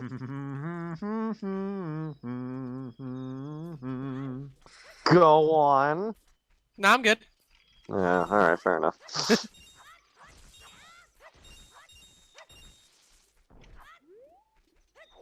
This is where I pulled the I love the debate fucking and say, yeah, it was Echo actually this sound game all along. effects. Yeah. Kill Bill Siren. I'm reasonably confident in saying it's one of the 2. Oh, yeah, baby. Night, Ma. Jumbo Or Lady hosting SNL. one of the 4. But whatever. The fact I'm saying 2 and into 4 instead of 6 or 5 should give you the answer on whether I know what I'm talking about or not. Right? I don't know, does it? Kyle, that's literally I'm literally not even saying am I right or am I wrong. That's saying, hey, in your mind, you know that I'm either on the right track or the wrong track. Yeah, I do know whether I'm on the right or wrong track. I ain't gonna say it. Yeah, I know. That's obviously because I'd be giving it away. I mean, it's still not possible to know the right one for sure. I'm going to assume, but like,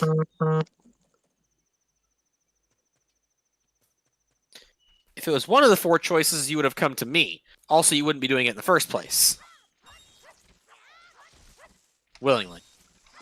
Yet. Cute.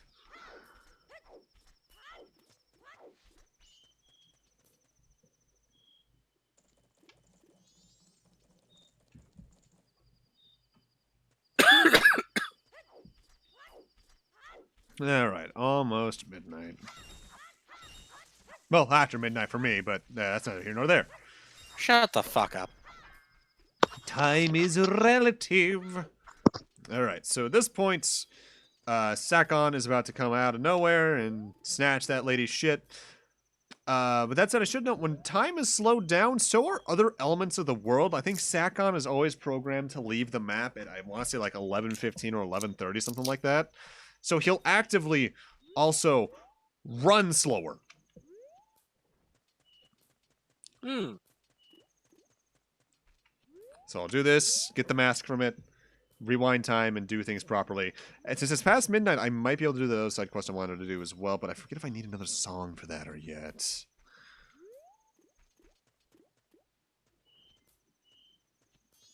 Jim, your accuracy fucking sucks.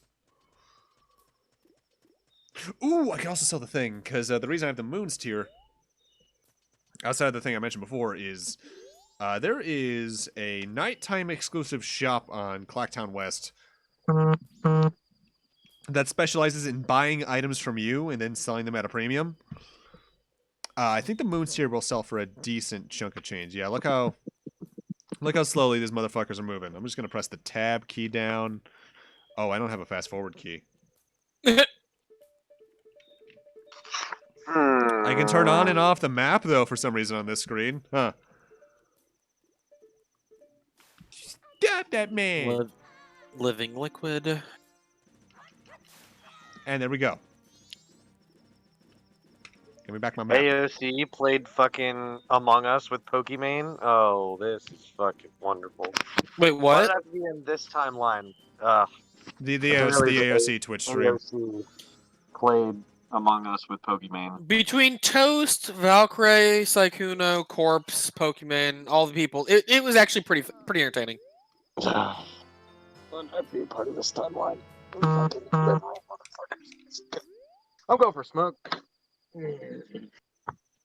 All right, for doing that, we get the blast mask, which turns us into a living bomb.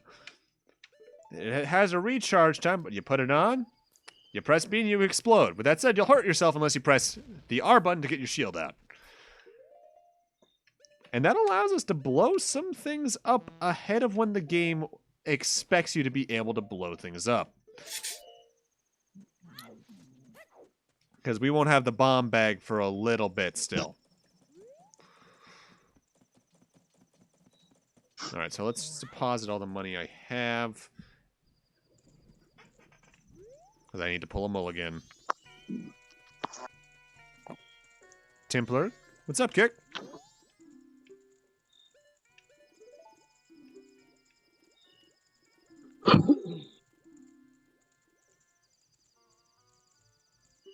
What's up, Kick?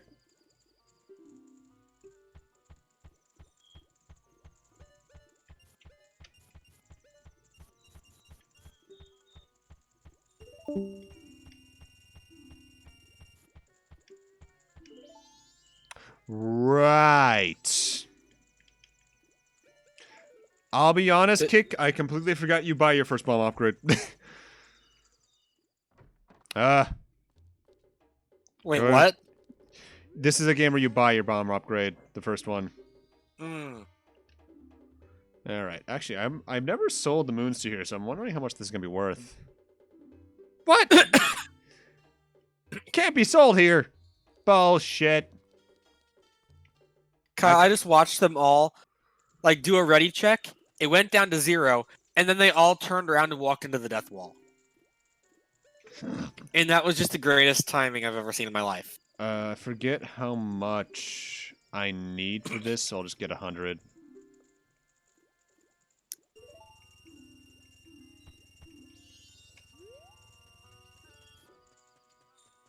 There is a fee for withdrawing a certain amount. It's not too much to worry about, though. I love this motherfucker. Kyle, was E5 or E6 the one with Garuda and shit? E6. Okay. They're all bitching about E6 right now. And E6S, so I was like, was that the one that I'm thinking of this? Let me put it like this. The FC and I haven't cleared E5 for me, E6 for me yet. Because that was the bow tie incident, and that's when the other healer was just not being a good healer. Yeah, I remember now. I just wasn't sure that was 5 or 6. Them flat out. I remember because Death said that said the E6 is worse than E8, if I remember correctly. Yeah, and from what I've seen, I agree. And E6S is apparently still the hardest of the 4. Yeah, and as they said, what was it? Fuck 6S with a rusty pipe. Alright, so has this motherfucker spawned yet, or am I just getting super ahead of myself? Oh no, there he is, finally. This sounds like the song that was just playing in town, because it is the same song.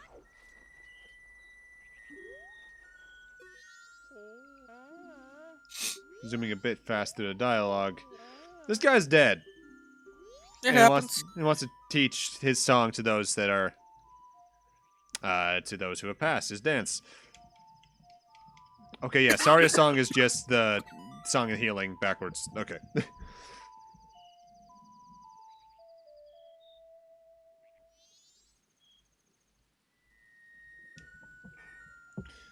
I don't know how Schaefer hadn't heard about that stuff until just now. Yeah. Alright, time of a dance move. He gives us a mask of his face. And we can use this to do the last side quest. I want to do this cycle because I fucked up. Well, actually, there might be one more I can do. Just to round out the weirdness. Ah, it's cruise chaser time. Forward and back, and then forward and back. Got one. Whoa! Okay, that was a weird push. Missing 6 heart pieces. Know which one? Have no idea which ones you're missing. Dude, fucking mood. And the thing is, you always think, yeah, I got that one. I got that one. I got that one. You didn't get 2 out of those 3. I had a moment when I was recording Ocarina of Time where I thought I missed a Skulltula somewhere. And I technically did. About 2 minutes prior. Because I missed... where it was, I was right near the end. I missed... I can only do this during the day. Right. I missed the one on the back of the target at the far west of the horseback racing area in Gerudo Valley. I mean, Schaefer, that's fair, but it was literally just all over everything. Like, I'm more shocked than anything else. Alright, let's get time back to normal. We're gonna go play that song. Let's get the Camaro mask on. It's like one of the 2 masks in the game that only has like 1 use.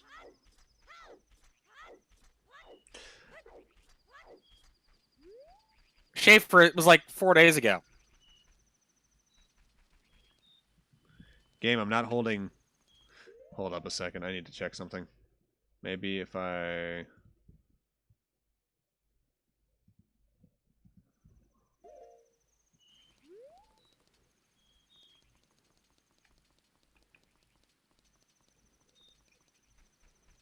Yeah, it's a little better. My up and down was acting a bit weirdly for my diagonals versus straight back.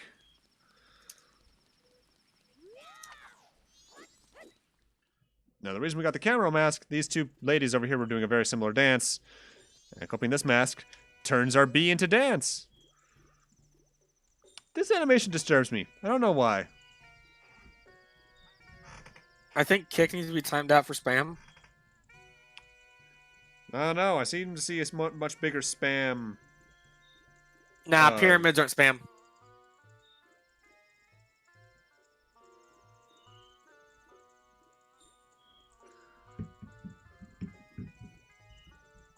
This soldier sees some shit, man.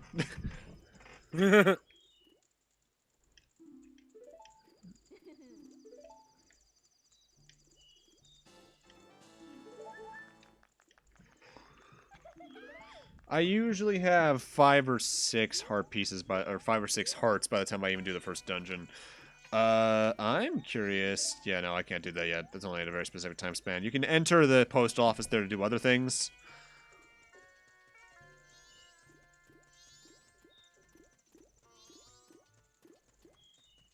Is there anything else I want to do on this cycle before I reset? Not really. Because I fucked up super early. You know, these people finishing T and then going right into doing it again. You know what that reminds me of? What? South Park World of Warcraft episode. Yeah. Similar energy. Like, it's the same fucking energy. We can finally play the game. Well, what do we do now? And they go back to doing the exact same fucking thing. Do, do, do.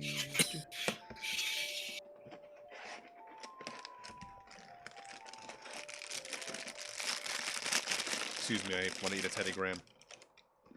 A singular Teddygram? Mm-hmm. But you can never have just one. I just did.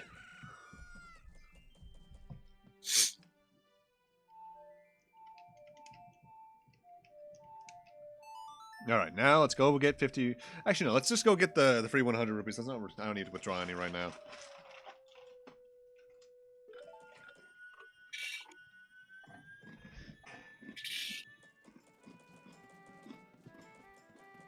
Ah, back to living liquid, I see.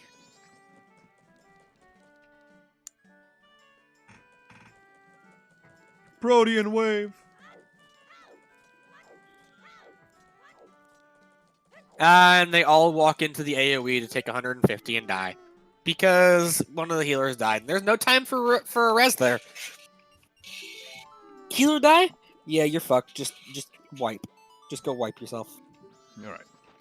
So I don't need to see the Deku scrub over again at the telescope, but I do need to get the Moon's Tear again so I can do a thing and then a thing and then a thing. Imagine doing a thing and then followed by a thing. Julie, do the thing. Was that some reference that I'm too dumb to understand? Legend of Korra. Oh, well, that explains why, because I never watched the entire thing. I still think it's worth a watch. It's got a lot of problems. Yeah, so do you, but like... So do I, so...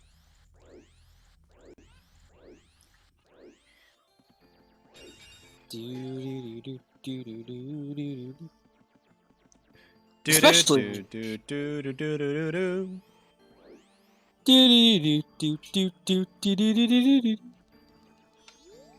Oh, why is there damage that's worth 964,000? Why? Like, I get it. It's supposed to be an instant kill to get hit by it. But Jesus Christ, that's unnecessary.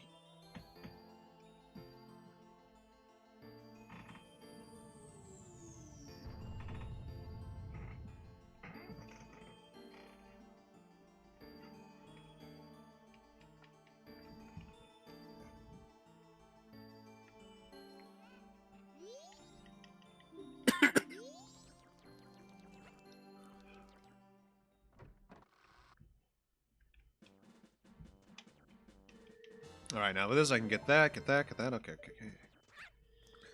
Now we're thinking with portals.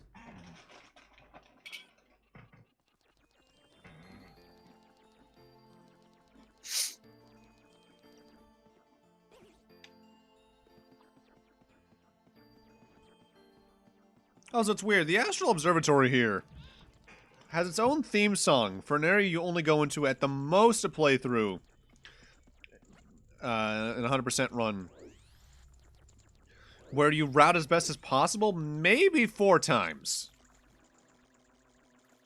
The time in the first 3-day cycle, the second time, to get the Moon's Tear so you can do the, more or less the first half of, of the, Will's deeds. That's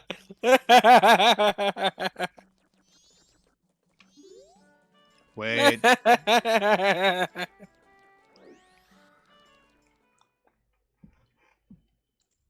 Is it as simple as leaving as Child Link?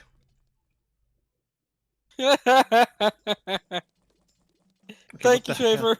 Yeah, you had to leave as Adult Link. Okay. Thank you, Schaefer. I appreciate it.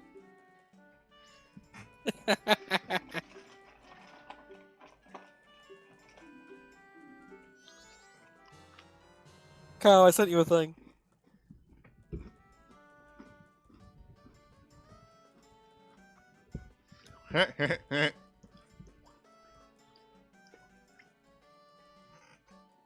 Alright, so this is the Bomber's Notebook.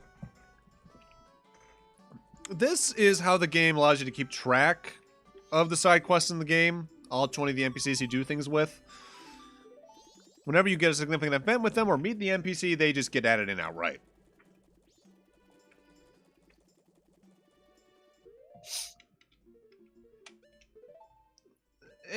Oh wow, that resolution is not great. Is it crunchy? Oh yeah, that's crunchy. Look at that shit. Let's see here.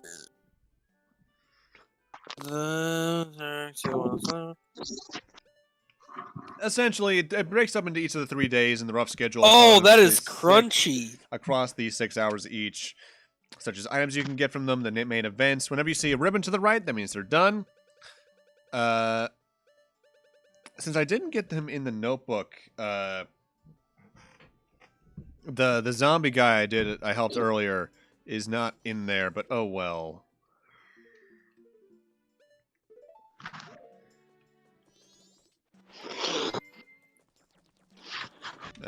First, let's get that 100 rupees. Because there's not much you can do without the first dungeon's item. There are some things, but they're limited. In a Like weird- my happiness. Yeah. Damn! Dude! Ow! Fuck you!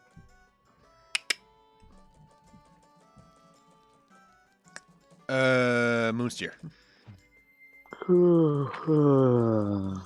And also, dogs do not like Deku Scrubs. Such a The fuck? random character thing, but Good? yeah. Sure. Ooh, woo,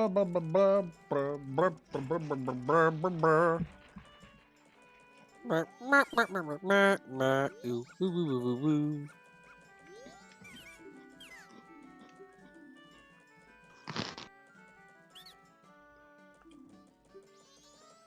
Hey BJ, how you doing? Meow.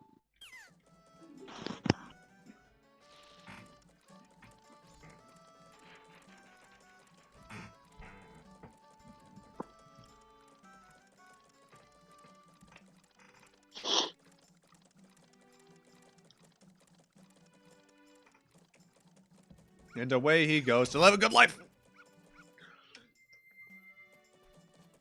Okay, with that, now let's go explore the Termina Field.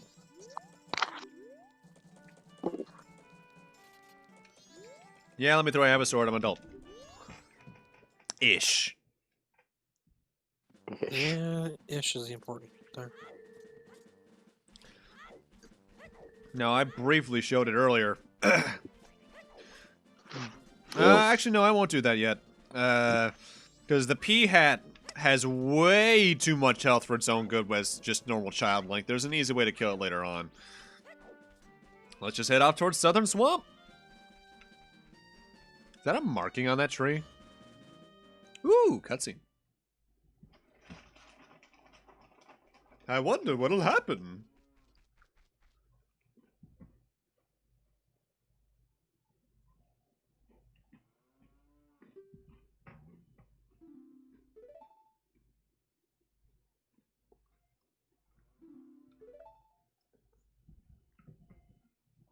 So the bottom line of this game, this cutscene goes to, this is all about Tattle and Tail meeting the Skull Kid.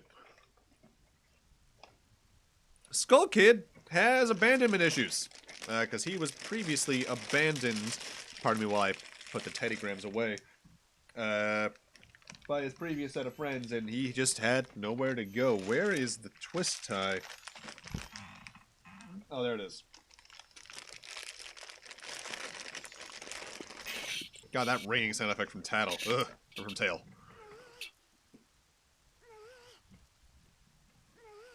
I always found the Skull Kid's design in these games weird. Like, half wood, half duck, half little kid. Quack.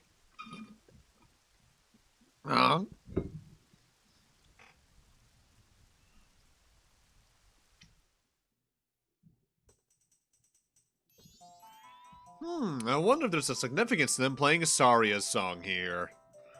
Probably not.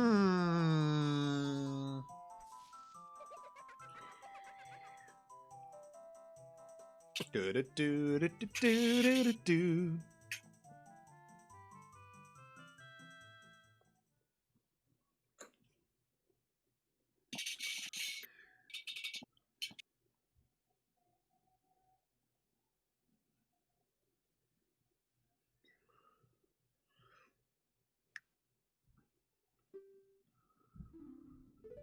Yeah, problem is, when you have fun, and you get into mischief, eventually, shit goes a little too far.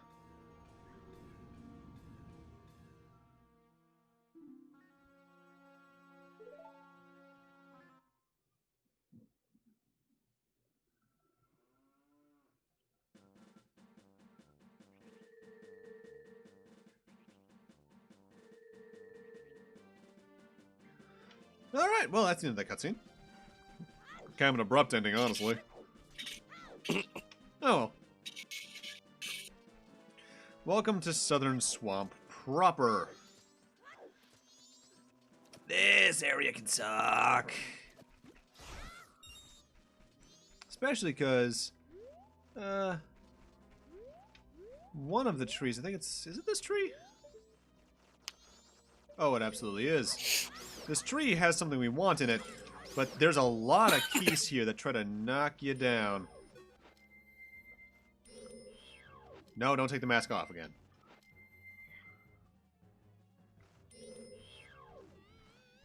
Blow snot away! Thank God, snot is deadly to bats. Alright, now that they're taken care of, I don't think there's any more. I think there's only 4. We can climb up this really unique looking tree for the game, and there's just a piece of heart at the top of it. I don't want to say how long that took me to find my first playthrough because it's kind of sad. Well, my first 100% run, rather.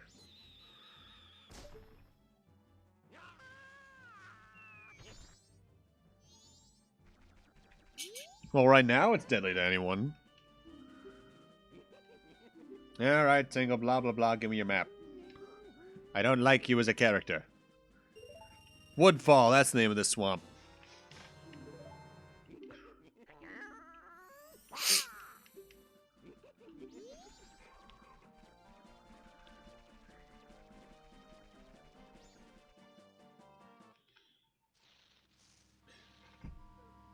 Get used to hearing this song. Because the thing is, with the 4 areas surrounding Termina, they are all individually fucked up by a completely different entity. In this case, the swamp waters, even though these ones less so, you can see a little bit over there with the purple, they are poisoned. So we need to figure out a way to solve that. And here we got a merchant scrub again. This guy will sell us magic beans. Kick. I forget. Is it cheaper to get them here or later? Oh, wait. Oh, shit. You can't do that until after you fucking meet the guy, right? Well, he'll only sell magic beans to you, though, if you're a Deku Scrub. The important thing is, if we talk to him as a human, we get different dialogue. Namely, he's hoping to move to a livelier place like Clocktown. So if we give him the deed, he'll trade for his deed. And we can now use this Deku Flower. What this does is give us access to it. Essentially, every single step of this side quest is give deed to next Deku Scrub. And that gives you a piece of heart by using the flower. I believe this particular piece of heart has a glitch with it, in that there's a way you can unload the area and reload it and keep it there, and just get it infinitely and just get infinite hearts. Either way, we can't exactly swim super well in this water, so we just gotta hop, skipping, and jumping away through it. Actually, I probably should talk in the person in here first.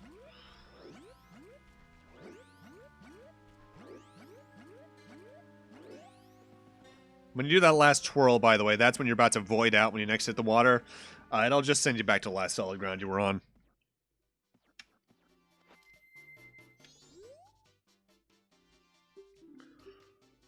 This is Tingle's dad. I don't have a pictograph, sir.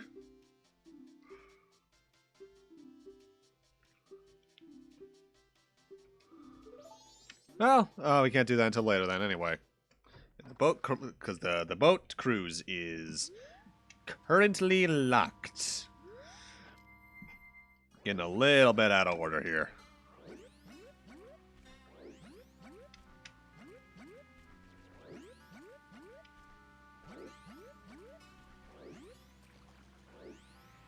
We want to go this way.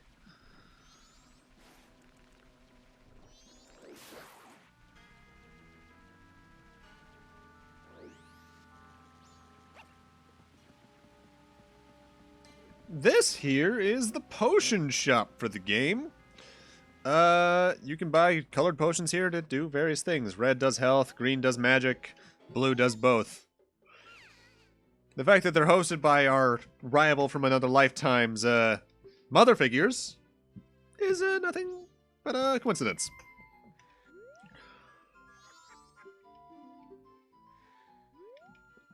Still, you seem to be missing your sister. Fragrant mushrooms, huh?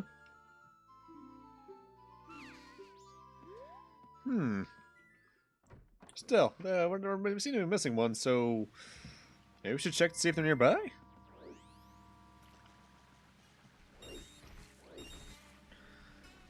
This area comes down to being this game's equivalent of the Lost Woods. Even has the music. And I think it's just a straight up reskin. We follow this monkey, and we eventually find the other half of Twin Rova. Right. Right. I believe this one, it goes straight. Then it's a left, I think. Why do I remember this? This is another left. And here's Kotake? I can't remember which one this is supposed to be.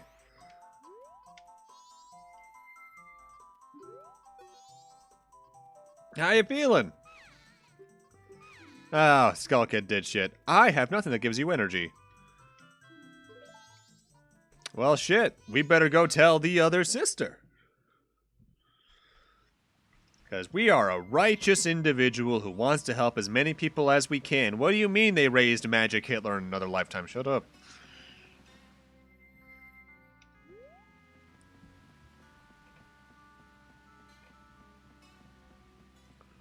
Do do do do.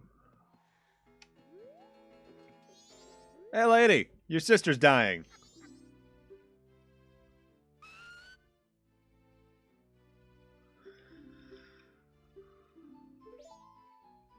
And for that, we get the red potion, and more importantly, we get the bottle it's stored in. Bottles do about all the usual they used to in the other games. Store potions, fish, certain types of water. They can be used for tennis, but tennis isn't in this game. But they have had a notable upgrade. In in Ocarina of Time, they were essentially prisms, rhombuses.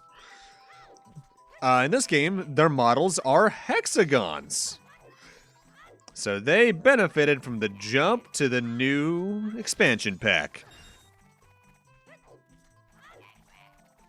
Talking about that damn expansion pack again, huh? Goddamn right. Also, there's nothing else in this forest but these kids, but these monkeys in this pathway. It's not like the Lost Woods in Ocarina. Alright, so be careful here, because the thing is about Majora. To use an item on a character, that prompt has to show up immediately. You can't just Z-target them and use it. Several people on their first playthrough accidentally just used the potion in front of Kotake and essentially mock the dying old lady. That's... yeah... Oh no, this is Koome. I can never remember which one's which. Sucks to suck. Also looks like she coughs up blood. But it's legally distinct blood. What? The joke, the in-joke of Ocarina of Time with the blood coughing Ganondorf. Oh.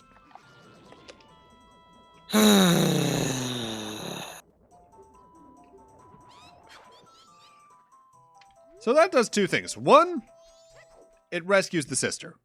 But she's also the host of the Monkeys of the Island Tours. More on that in a few The host of moments. the One Monkeys? The Shrine of the Silver Monkey. Essentially, the monkeys helped us out there because they want help from us. Their brother, who is a friend of the Deku princess, got kidnapped because something happened with the princess. Also, I actually want to be very fast here because you get to see a relic of N64 draw distance. They don't expect you to keep up with them, so then when they reach a certain point, they just pop out of existence.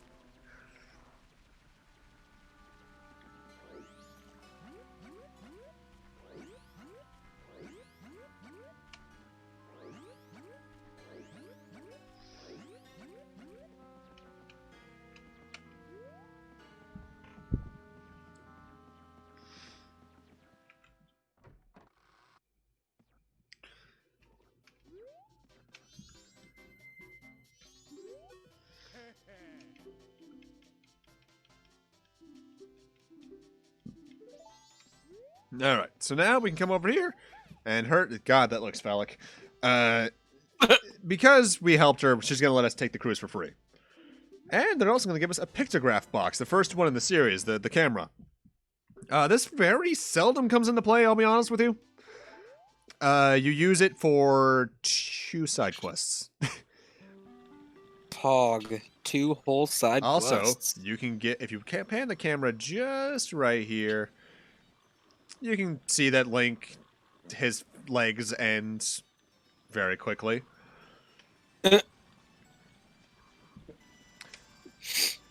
Now, this does allow us to get a good view of the area coming up, and that there are technically a couple side quests along this way. For instance, there's going to be a frog up on this log up here. We need to rescue other frogs later in the game to help him out, but that's I won't be able to do that until then, if not the next 3-day cycle, the 2 after that.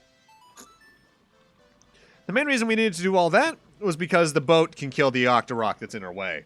Also, I think this is the only... No, actually, no, this is the only appearance of the big Octoroks, the mini-boss from Jabu Jabu's belly.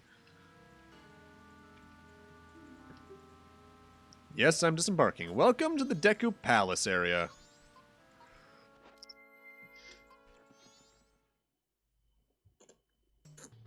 Oh, I love the Deku Palace theme. It's so good.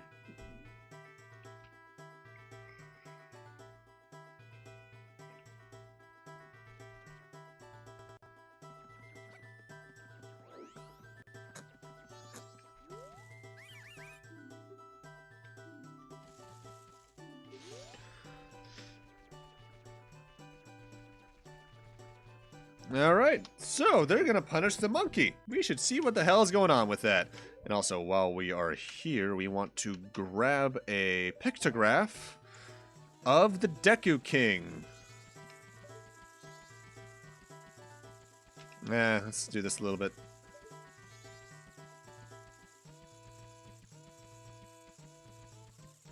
I don't like that Maple Leaf's placement.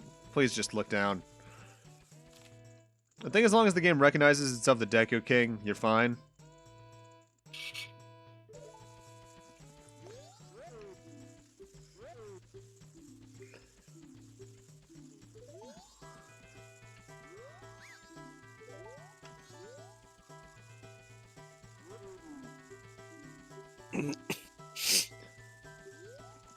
Essentially, the princess has been kidnapped, the monkey isn't actually guilty, and we need to try and help him however we can.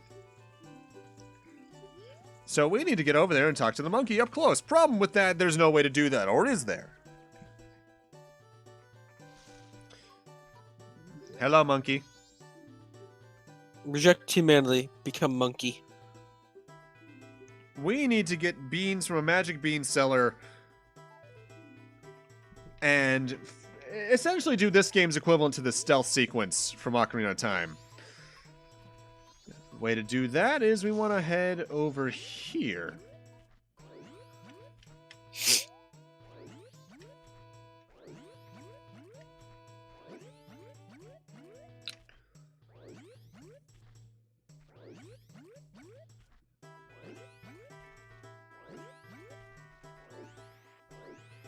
Ooh, wait, I'm actually technically getting ahead of myself. Yeah, I'm getting super ahead of myself. What am I doing?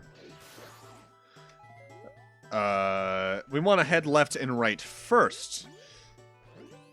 The best way I can describe this to anyone of you who have played Ocarina of Time, the sequence where you're sneaking into Hyrule Castle to talk to Zelda. We have to do that, but with more active Deku guards. However, they are dumber than the Hyrule Castle guards, in that their vision is clearly based. Oh no, that's only at night. Well, they have a single line of sight. You can see that line of sight at night. I'm just messing this up.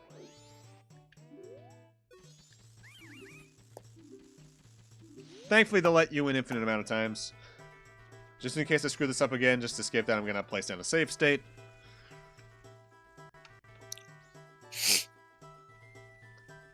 Tall foliage is your friend here. because they can't see you through it. Whereas, well, given the camera angle, you can see them, no problem. The camera angle here is so much better than any other Zelda stealth segments. Some actual props to them for making that fucking work.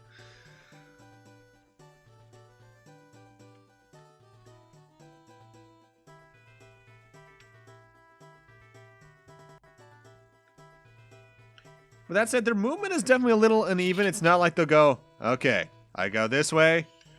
I didn't see you there. I go this way, and then I go that way. It's more so a factor of... Okay, I'm being way too impatient here. I don't see that guy at all. Instead of moving from point A to point B, they'll go to point B, slightly back to point A, move forward more towards point B, and then backtrack. They stop periodically. It's not just like, I'll always go this way and then that way and stop in these two precise points. I want to come this way though, because you can get a piece of heart. The left is where you actually want to go. You know what? I will get caught here though, because that'll throw me back out. Then I can sneak in from there and head right instead.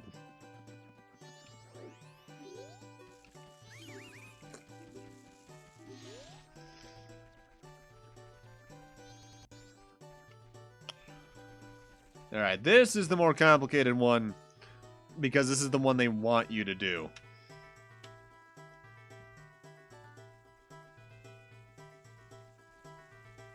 Whoa, boy.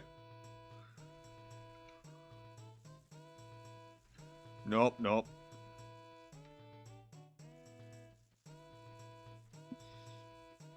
Move your ass.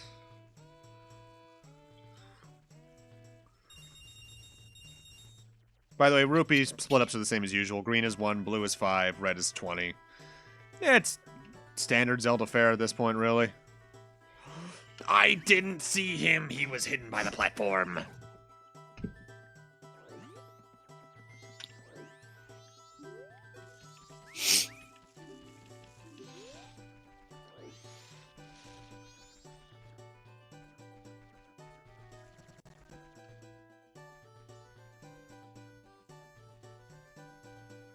Whoa, boy.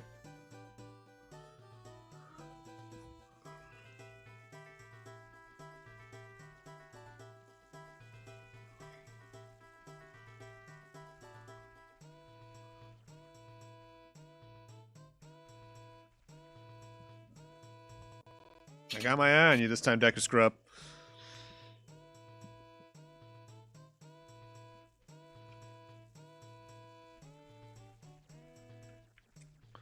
Whoop, whoop, whoop, whoop, whoop, whoop, whoop. All right, now we're down here. This is where we get to buy magic beans. These work sort of like they did in Ocarina. You get a free sample, and you get to bury these in soft soil. Unlike Ocarina, though, where the magic beans only grew up over the 7-year time skip. I'll get 3. These ones just require the tender love and care of water to grow.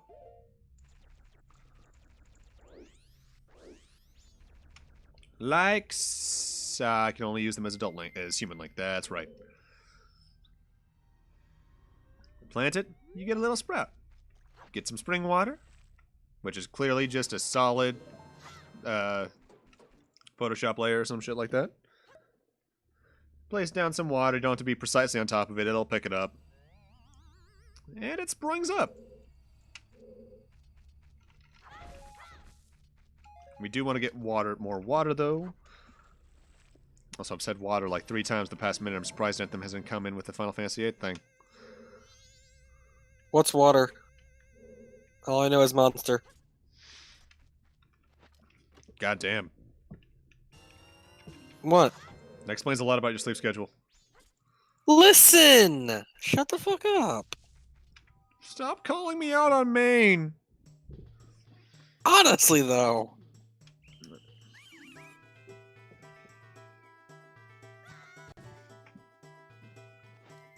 Alright, alright. So now we can head this way and plant that bean.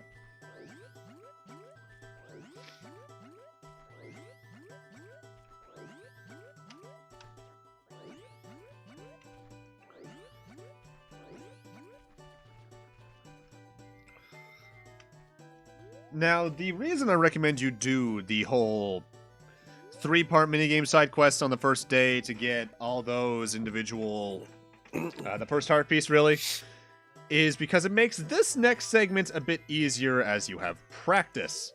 Because we're going to be doing a lot of flying with the Deku Leafs. With the Deku Scrub, rather. And knowing where your drop shadow is, the whole radius angle of it all, bad draw distance based off where they set the loading zone, helps a lot here.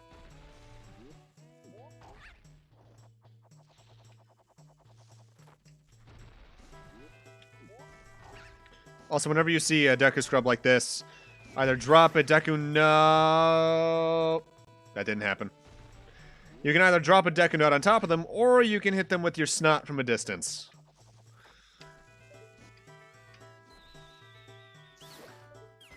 You don't even have to lead your shots because it'll take off from exactly where you fired, and since they don't move, you are... it's a pretty easy shot to make. Do do do do do do do do do do do do.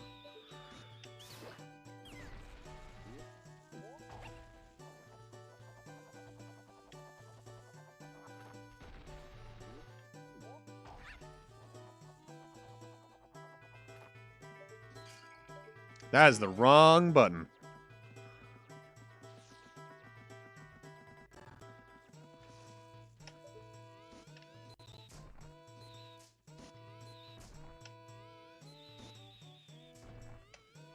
The spinning of the bubble can be a little unpredictable when it comes to hitting enemies, though, I will admit that much.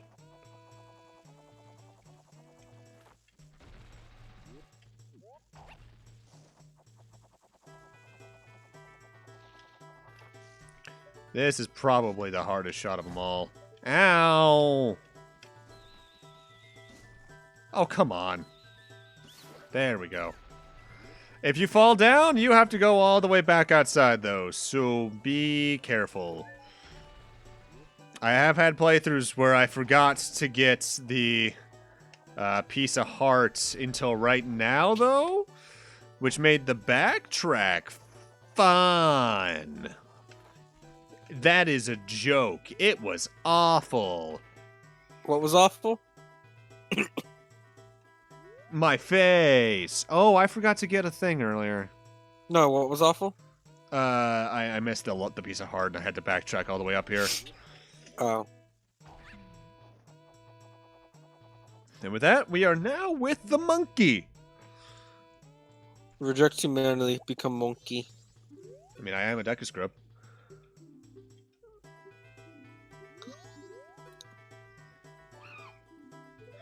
Yes, I have Deku Pipes.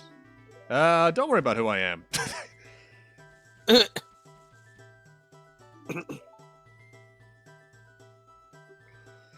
Essentially, the princess and the monkeys went to go to the Woodfall Temple to see if they could appease their god or whatever the hell to make the poisonous water no longer poison. And now they're all in trouble. It happens.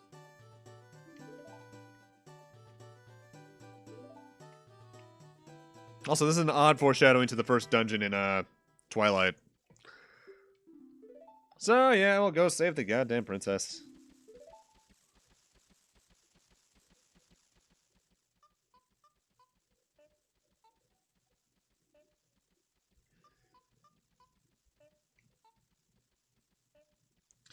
And this is where we get our first new song for the game. I say remembering the song Healing Exists. Shut up. This is the Sonata of Awakening, I believe? Yeah.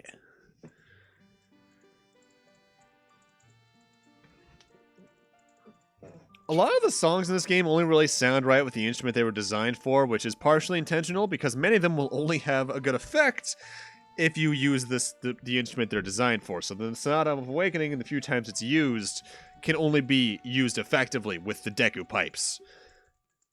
Huh. I'm not here. Just look at the monkey. Monkey. They're about to kill this damn monkey. No, not the monkey. They're about to dip it in boiling oil. The fuck? This game's fucked up, dude.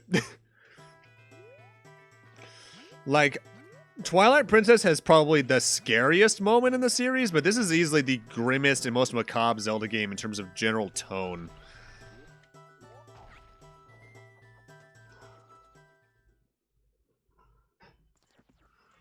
I have 2 pings. What are these? Oh, it's death.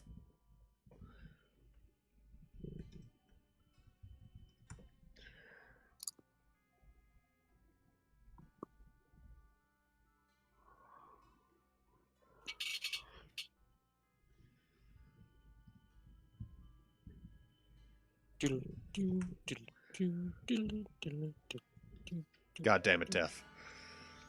What? He went, Kyle. Hey, Kyle. Sin Eaters are just light-flavored heartless.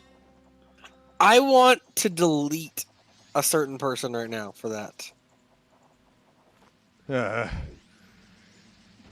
Alright, so these dragonflies, which, by the way, are just named dragonflies, they'll try and swat you out of their pathway, or out of your flight pathway, but you can just spring right up using the Deku Flowers and kill them, because when you're flying out like that, you're completely invincible. So use that to your advantage.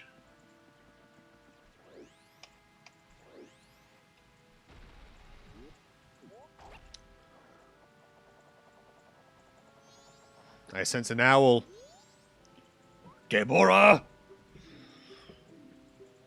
Alright, so, actually, this is actually a case I like the character. Gebora Gebora, your guide character from the first, from Ocarina, is only in this game to talk about the owl statues and the song that they involve. Yes, they're the quick save points, but if you've opened one, you can use the song on the stone that he's on top of to quick travel between them.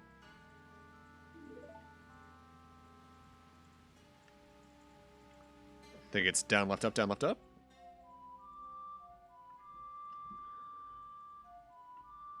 Also sounds super intense.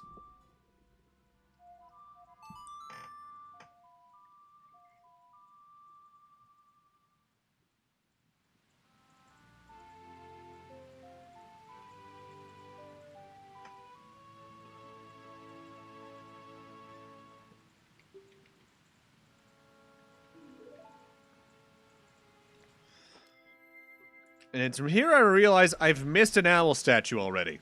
Near the front of the swamp there's one. But I can grab that on the way out. Welcome to Woodfall. This is the source of the poison. But it's also the location of our first actual dungeon.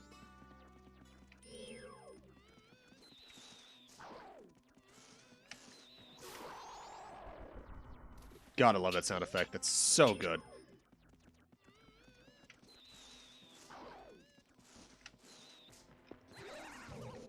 Shit, shit, shit, shit, shit, shit. I'm behind him. I have the advantage. The Nintendo advantage. Haha, it's funny because it's an obscure controller that had a rapid fire button. And Anthem's like, haha, it's funny because I'm gonna punch you. Yeah.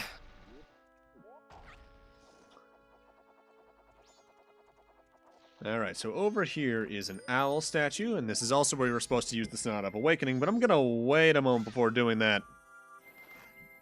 As I actually want to make it this the point where I backtrack to get, the thing.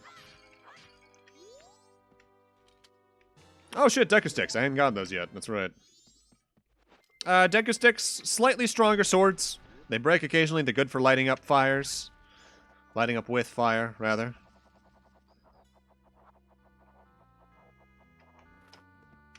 They're going to be getting some use. That said, I now want to travel around the other side of the swamp here, as there is a decent reward in it for us. Also, I should note, if you hold the snot too long, it does explode. So be careful with your snot.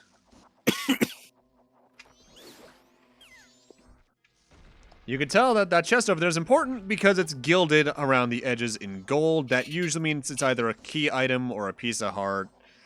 Something more important like that.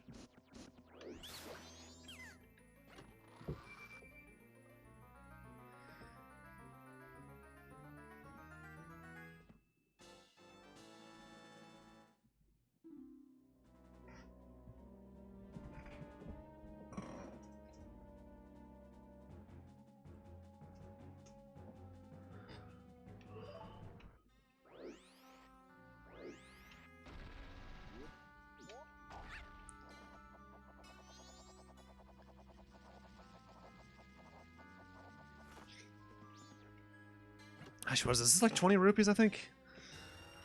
Why did I remember that? I guess this is where Anthem goes. How many times did you say you played this game in 1 week? Yeah, really. You said 3 times in a fucking week? Yeah, over senior year spring break. I got my homework done.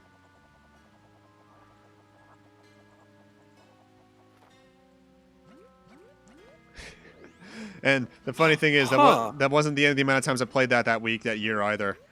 I played it maybe once or twice more over that summer vacation. And then one of the first classes I had freshman year of college, which obviously same year, was History of Game Design. Really fucking fun course. Paul Kotnar is not the character. Wait, no, it was. Wait, was it? Huh. No, Rob something. I think his last name started with a D. This makes me uncomfortable. Super good professor. We ended up doing game reviews as homework in that class. Oh, nice. So, like, I reviewed Resident Evil 4, Adventure, Batman on NES. But my 5th generation game review was Majora, so I played that game like 6 or 7 times that year. Nice. Also, I'm uncomfortable with the thing I'm sending you right now. I'll take a look at that in a moment. La Brea has his own face.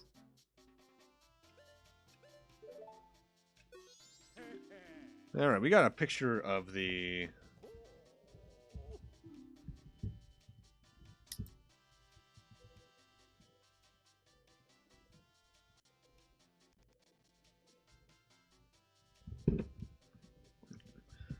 Death already sent me the other one of the lady you fight in that one fighting Heavensward. What? Remember Iggy Death? Beyond? Death didn't send me anything, so this is me fighting this on my own. Well, man, that's some coincidental timing. For showing the picture guy a picture of the Deku King, you get a piece of heart. I think you can also use the Deku Princess. Not entirely sure about that. And there's another thing if you show him a picture of Tingle, but we'll do that in actually probably right now too, because he's right over there. Ew, why Tingle? Because it's his son. Blech. Yeah, I didn't realize that he had sent something like that to you recently as well.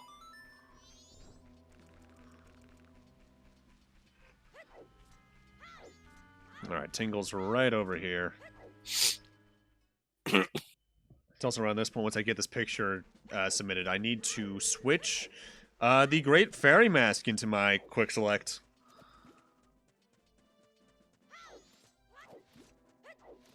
And now I need to remember where the fuck he is. Oh, he's back here.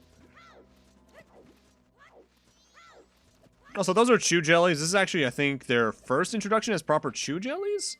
Outside of that weird sort of chew jelly in A Link to the Past. You know, if you paid me $100 to do it correctly, I could not tell you what order the Zelda games came out, honestly. 1, 2, A Link to the Past. Then it's Link's Awakening, Ocarina of Time. This game... Well, Link's Awakening DX technically in between them. The Oracle games. Then I believe it's Wind Waker, Minish Cap. Twilight Princess was probably after that. Or was Twilight Princess... No, wait, no. Twilight Princess was Wii launch year. Minish Cap came out the same year as the Wii. As the DS, rather. Yeah, the amulet does struggle a little bit with photos. Oh, well. Thankfully, that's like the last one I have to take. No, wait, I'm not done.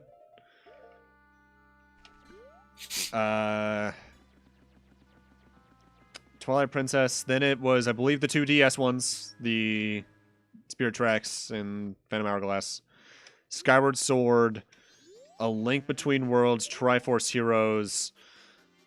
Breath of the Wild. I think I'm missing like the GameCube exclusive multiplayer Wind Waker one in there. Oh, it needs to be taken in the swamp. Are you fucking kidding me?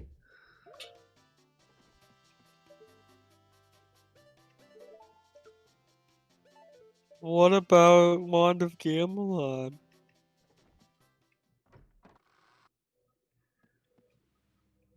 You bring up a good point. Those came out in the mid-90s. I think between... was that after? Was that before or after Ocarina? I think that was before Ocarina, because that was 97.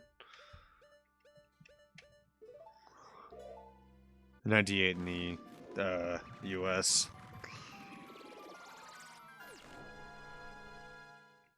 They were...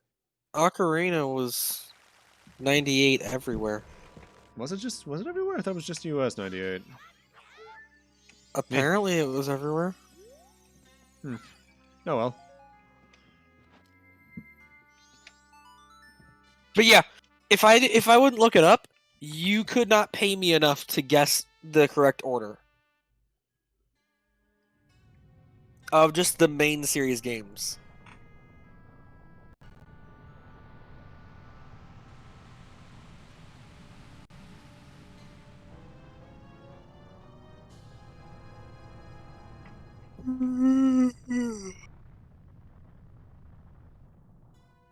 Alright, here's our first dungeon.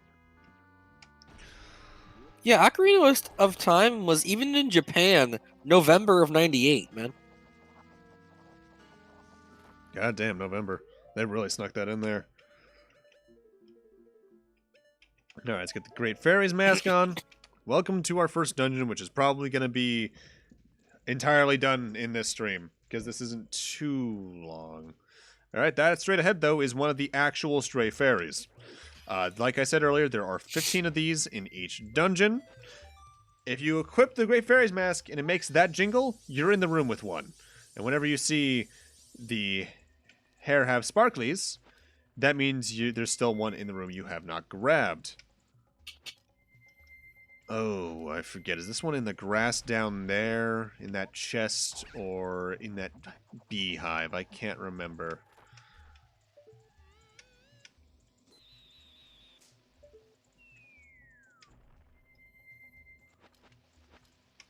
Well, I need magic, and there's probably magic down here alongside the ghosts.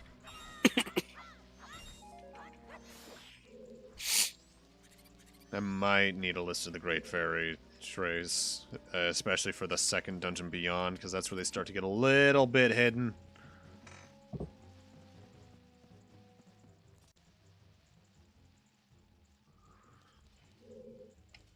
And I didn't even show it off. That hole in the wall around Woodfall Temple, that leads to the Great Fairy Fountain for this place. Oh, you're totally fucking over there.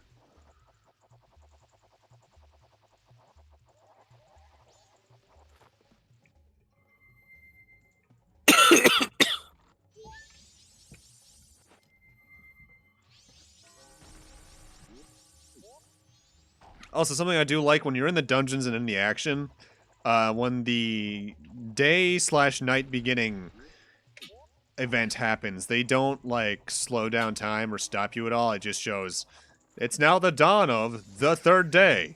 Hurry the fuck up.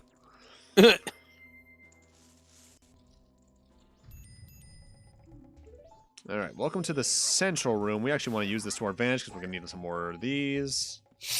We can't really go many directions around here, though.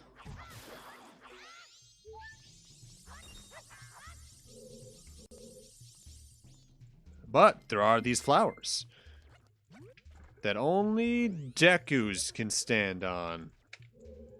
Not gonna ask how. It's a fantasy game. I don't need to ask everything. Sometimes world building too much is a problem. Am I shouting out a specific book here? Or TV series? No, just Hollywood in general. Yeah. George Lucas, you too. Like, I don't mind metachlorians myself. But you pissed off a lot of people with that one. Mind you, I always also took metachlorians a little bit differently than I think what they actually meant them to be. I always took it as your compatibility with the Force, not the actual Force itself. Yeah. Which, didn't they retcon it to be that eventually anyway? You don't fucking know. That's fair. They did a lot of retconning with Star Wars. I was Especially over gonna the say, past like, 10 where do we years. even start? Also, I hate everything. It's sundial again already. Yep.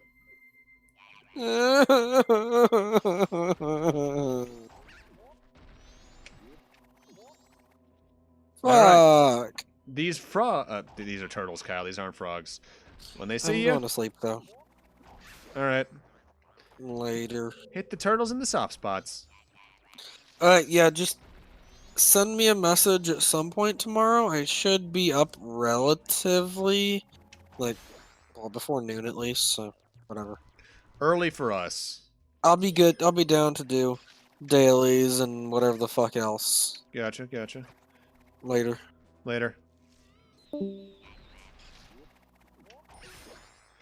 Taking out the turtles, we get... this is our first combat room, really. We need to take them all out, and then we get a reward. In this case, I believe this is the dungeon map, or is this a small key? Well, we already got the small key earlier, so no, I think this is the dungeon map. Or unless this is one of those rare dungeons that throws the compass at us first. I can't remember. No, it's the map. Maps work the exact same they did in Ocarina. Go to the screen, and you can see a rough tally of everything. They show you the amount of floors the dungeon has, the amount of straight fairies you have out of the total, the 3 items, be it the boss key, the map, and the compass. Blue rooms are ones you've been in. Flashing room is the one you're in. And that's it. More unlocks when you get the compass, but we don't have that yet, so we must continue on.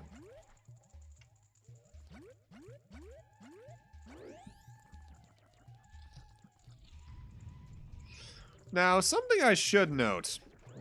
I compliment the game's soundtrack a lot, and I also think that works for the dungeon themes. With that said, I definitely understand when people say they like the dungeon themes in Ocarina more, partially because of the iconography of them all. Like, this dungeon song is mostly just chanting. And I like it. But it definitely ain't like, holy shit, amazing song level, you know what I mean? It builds the right atmosphere for what they want. I still prefer every dungeon theme in this game to most of the ones in Ocarina. But I'm also just me.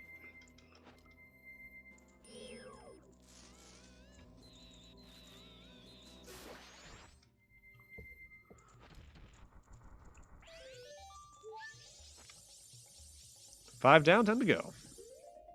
Because there are only 4 dungeons in this game, though, they definitely plan them around either multiple visits across that 10-hour or the 1-hour thing, if you don't use the song at reverse time, or across 1 visit during the 3-hour time limit. These are easily some of my favorite dungeon designs in the series because they really make you think about where you're going. But they're also just so tight with it. Because there are very few rooms that don't have some purpose in the dungeon, be it stray fairy or otherwise. And I love that. I love well-designed dungeons. Is this the Dinophos? No, this is Stingray.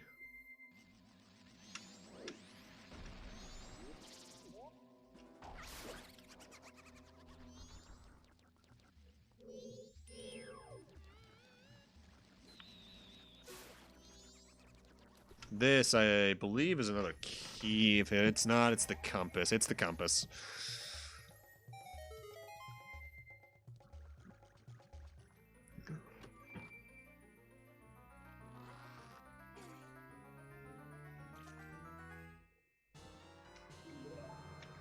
So I just realized, I think I actually missed something in this room. Yes, I did. There are 3 great stray fairies in this room, I believe. I think the next one is in this particular beehive, was it? Yes, it was.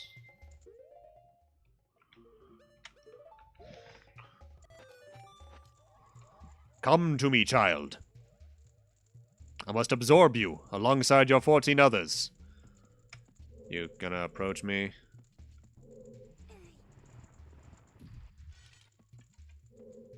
Oh, you're blocked by that, really?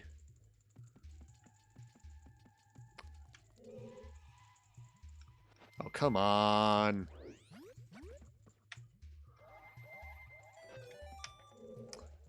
Kids will always troll you when you least expect it.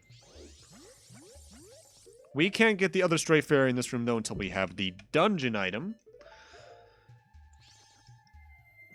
So, we're more or less done here. Not quite. I need to grab some fire. Deku sticks do eventually burn out, but that takes long enough that you don't need to worry about it usually. Plus, they put enough torches around. Be careful of the mobs here. They will attack you and do HP damage if you have the fire for too long. At least I think that's this place. Might be thinking of a different Zelda game.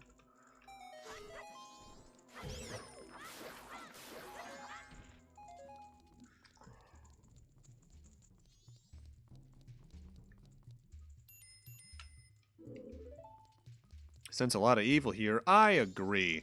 These are bows. They're like Poes, but they die quicker. And they act like bugs. There is a hard amount of them in this room, though. They do eventually just die. But we want to light all the torches here. I think I actually went the long way around. So I might... Oh, no, I made it. Yeah, to continue on, you need to actively, like, kill all the bows. But if you want the stray fairy that's in the chest in this room, we also need to kill them all.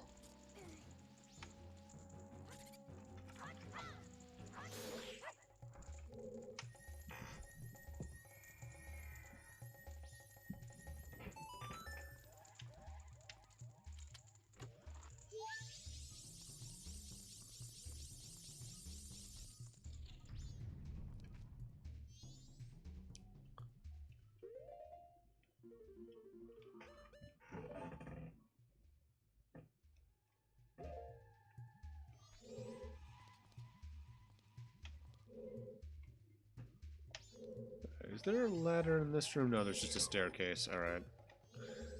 I believe that there is a stray fairy somewhere in here.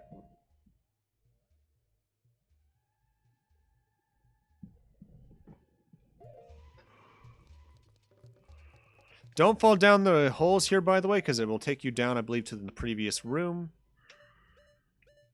Or no. No, well, you'll fall down to the main room. I don't want that. There is...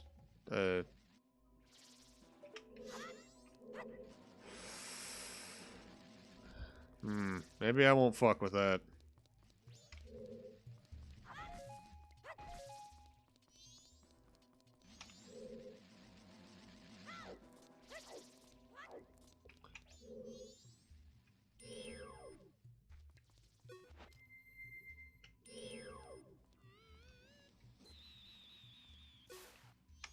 Ha ha!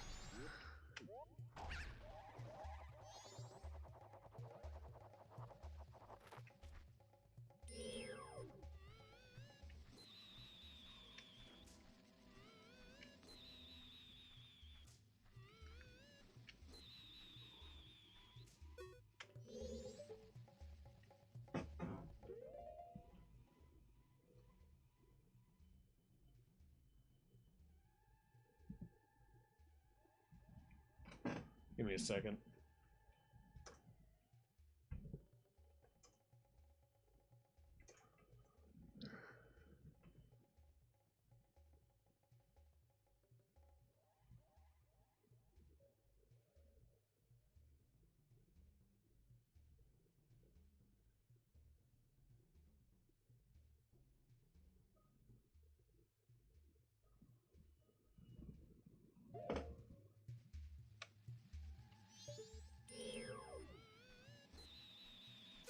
There we go. Fuck off.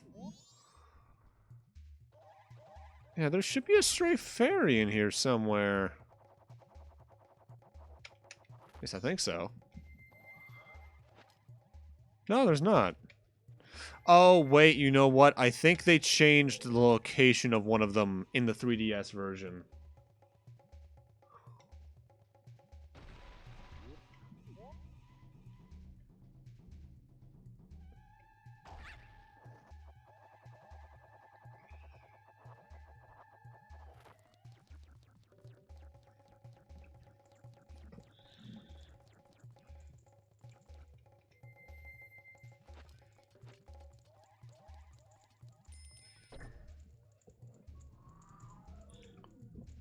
God, that's an out of nowhere sound effect for this game.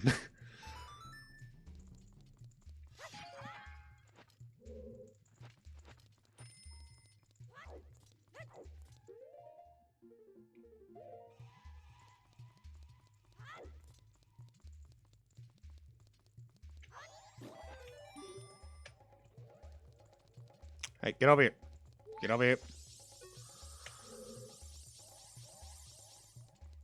Alright, so we're back in the central room now.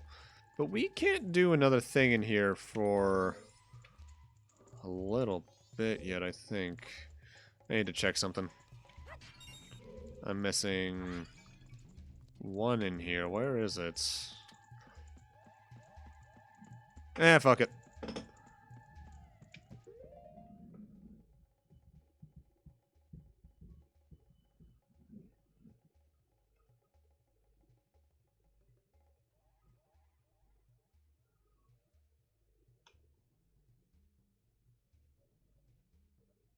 Oh, wait. I think I know what I'm missing.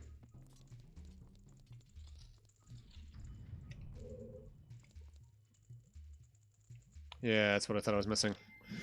I'm missing this one.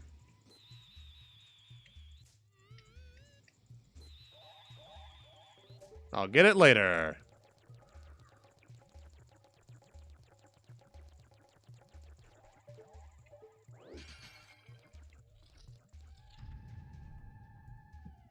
Time to get the dungeon item. This is a Dinalfos. Watch out for that fire breath, because if you get hit by anything fire type while you are in Deku-Link form, it's a void out. You need to restart the room. Plain and simple. And here, though, is our ultimate reward for all this. The dungeon item and the most useful item in the game, by and large, the fairy bow. Oh, hero's bow at this point.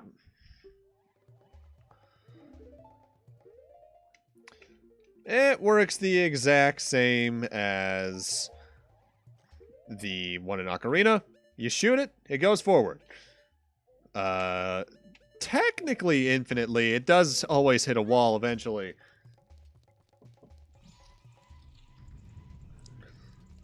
I wonder, can I...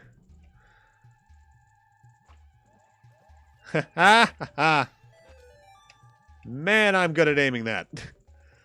The Ocarina of Time and Majora's Mask 3DS versions did change the way they worked a little bit, though. In that, A, there was gyro controls, which some people like. I am not someone. But they also usually added a better sight for where you can identify where it'll land.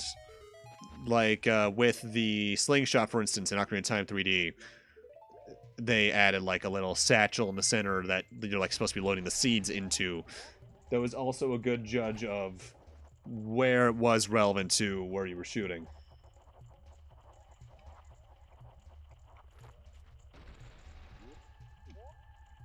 I'm still feeling like I missed a great fairy somewhere, though. A stray fairy, though. I might have to check back in that big room. Either way, mini-boss time. Meet Frog. Actually, what is this thing's actual name? Gecko. Gecko is annoying because he'll call in a giant frog. From here, we need to fight it like it's one of those frog enemies.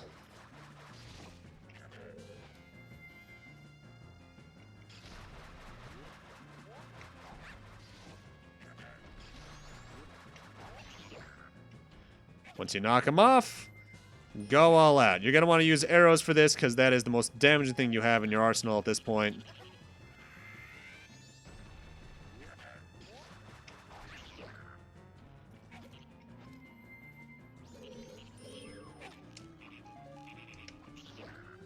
I think 3 volleys of this will kill it. Shit.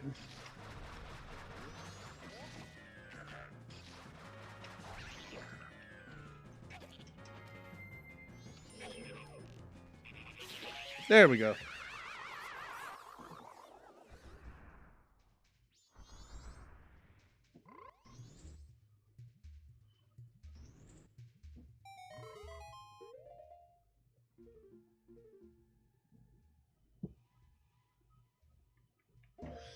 Yeah, I think I'm on track to find them all the way I usually do.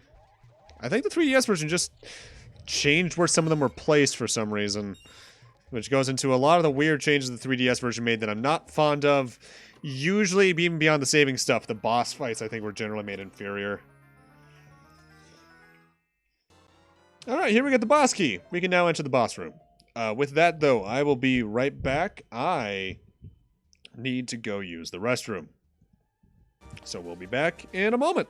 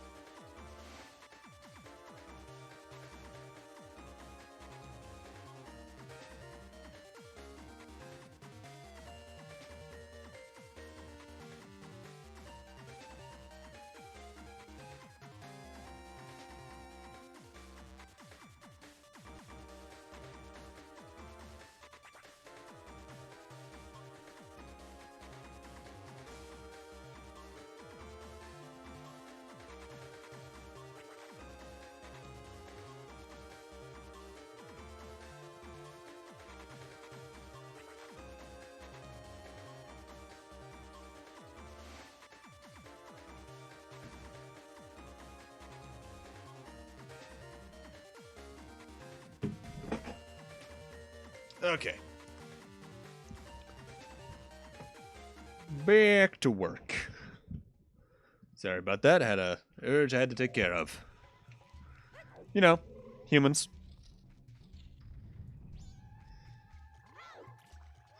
You might notice, though, we now have another frog.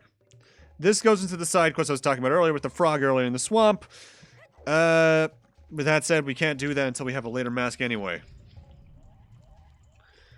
It's one of the longer game-long quests. Now, this is where I have to remember which direction... Over there. I'm not a fan of that quest line, to be completely frank. I think it's pretty tedious.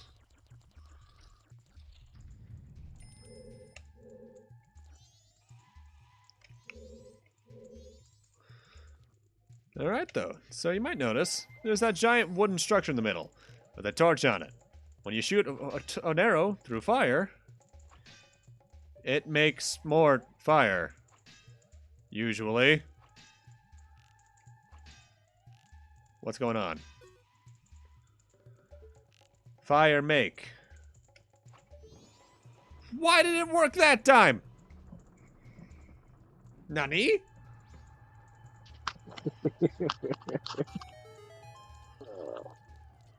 Hello.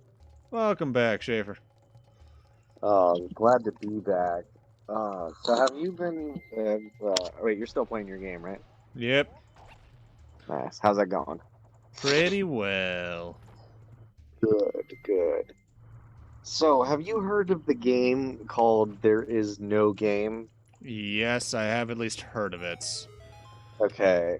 Did you watch Markiplier play like the beta when it first came out? Don't believe so. Well, the beta was like a very, very dumbed down version of what it is now, and I just watched Mark finish his playthrough. It's 3 videos. I highly recommend you watch because it is so good. It's hilarious. And it's definitely a lot bigger than it was like a year ago when Mark first went through it.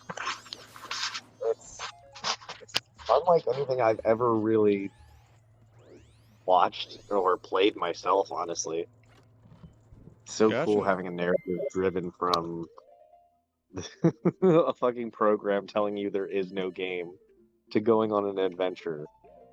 It's awesome. Highly recommend. Hey, Stray Fairy, come back here. There you are.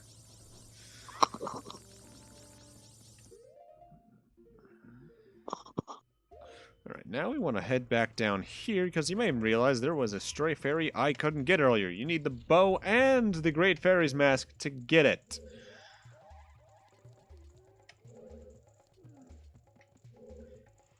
Also doing that, I believe, poison cures the poison in the water here, so if you wanted to swim down there with a later ability, you could.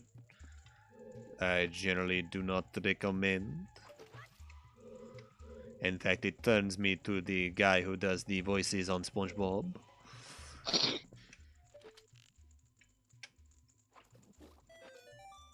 Come to me, fairy. Odd parents, very odd parents. Alright, I think the last 4 are all in the main room. God, that happens even on emulator.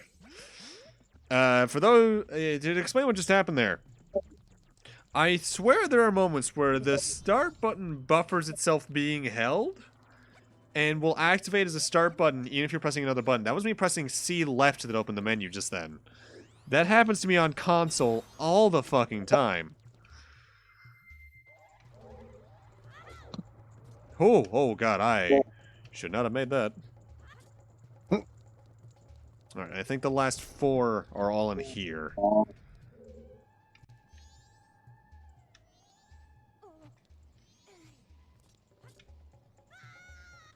Blah, blah, blah, blah, blah. Game theory, the hidden code of Unis Honest. Of course, Matt Pat would make a video about Mark. I think what it is that there's 2 in there. 1 on the far east. I think it's on top of that. Actually, just to make sure, is it in this thing? Not in that.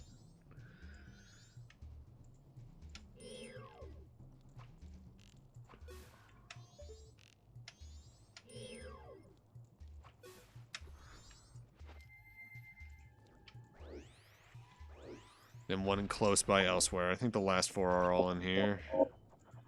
Fucking better be all in here. Otherwise, the designer of Woodfall Temple and I are gonna have some choice words that start angry but then devolve into sobs.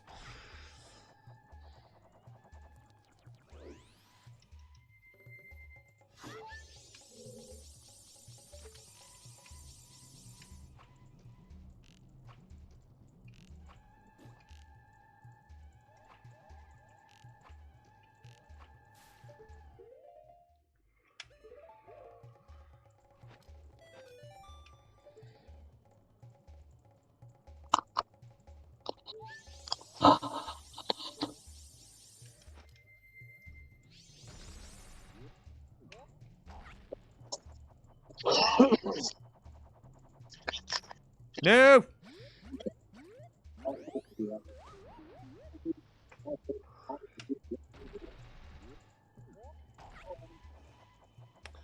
I should note, you can also decide which direction you're going to move while you use the Deku stuff. I often forget that because I'm a dumbass. 14th one, then I see the 15th one over there.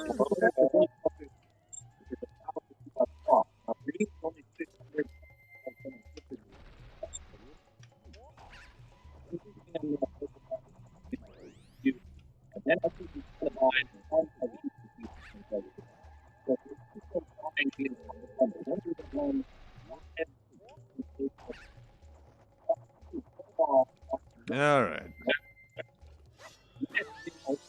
That's all 15 stray fairies. So now, once we get done with this dungeon, we can go get a reward from the Great Fairy by putting her back the hell together.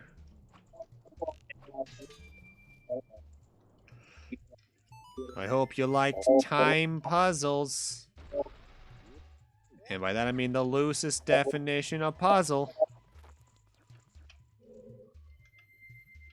Oh god, I hope I'm doing this right. I don't think I'm doing this right.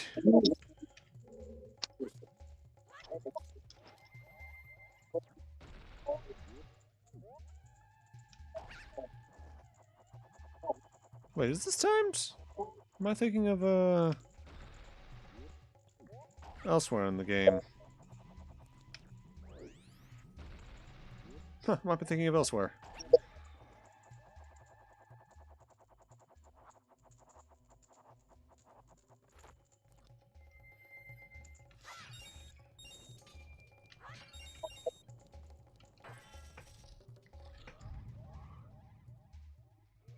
Alright, time for the boss of Dungeon 1.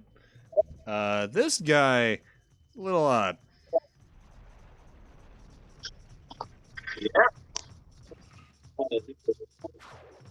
Adalwa. Adalwa is very weak to arrows.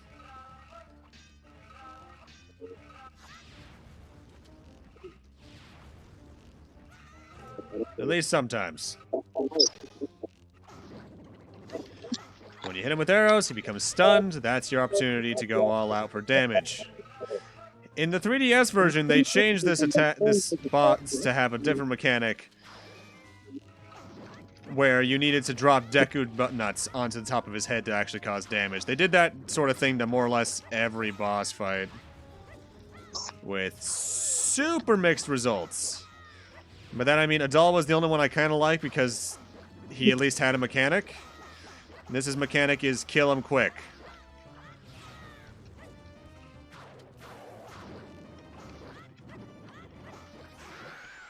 And that's it, he's already done. Pretty easy boss fight.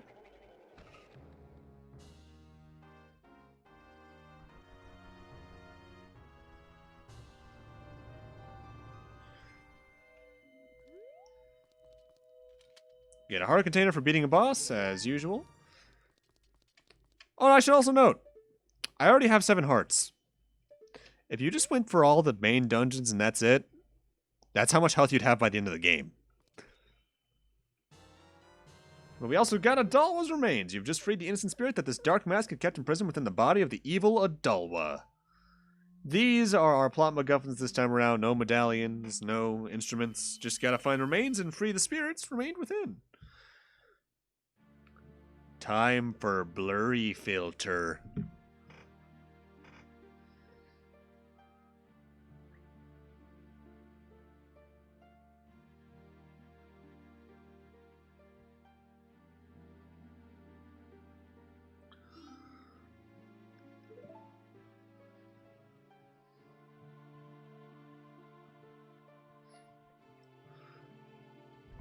That's a big guy.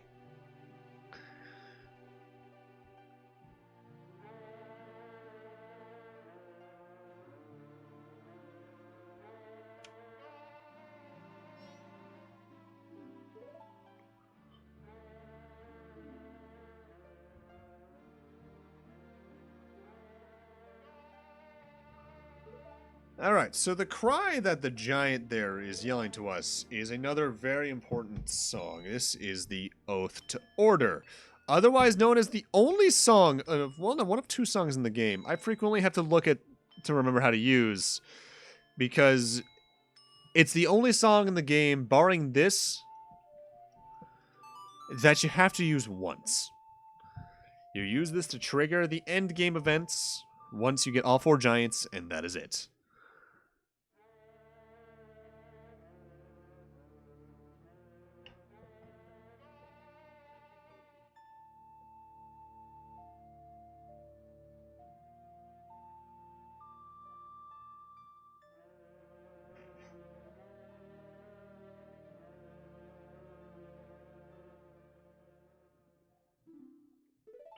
Now, you might think just because we've already finished one of the 4 dungeons, and gotten a good amount of the side quests done, we're probably like a fourth of the way through the game based off that alone. No, we're actually closer to, I'd say, maybe a sixth of the way through the games. Majora's Mask isn't a very long game, but there's still a lot of meat here. Alright, I'll call you when the time comes, big guys.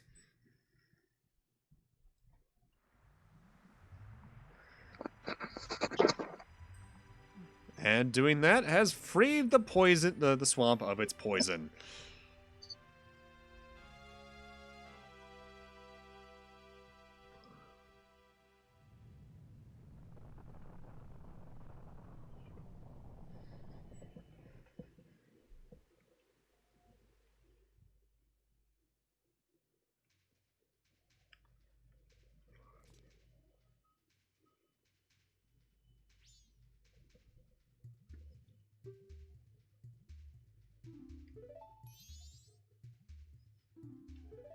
Yeah, I've done some shit in my day, Tattle.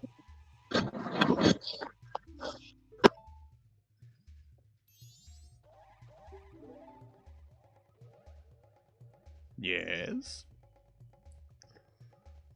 Oh, you're apologizing to me 4 hours later, huh? Okay.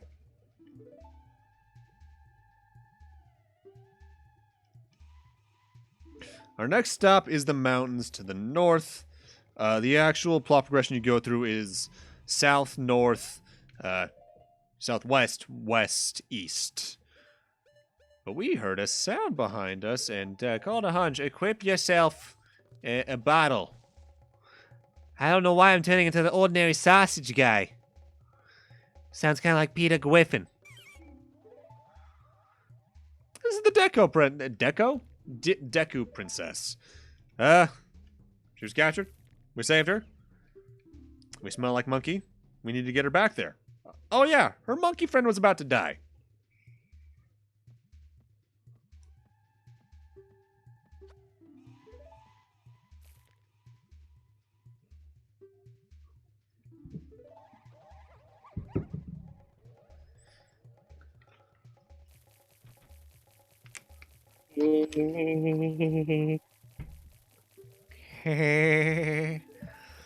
We need to carry her with her. Thankfully, apparently, Dekus are extraordinarily malleable because she fits in a glass bottle. What? Hmm?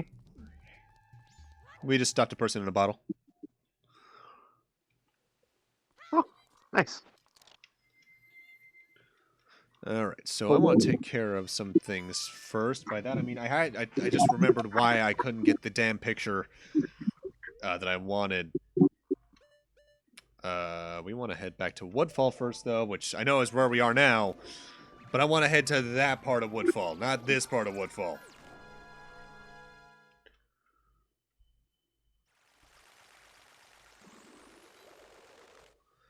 Because this is the easiest way to get to the crack right over there. Because that's where the Great Fairy is, as I said a moment ago.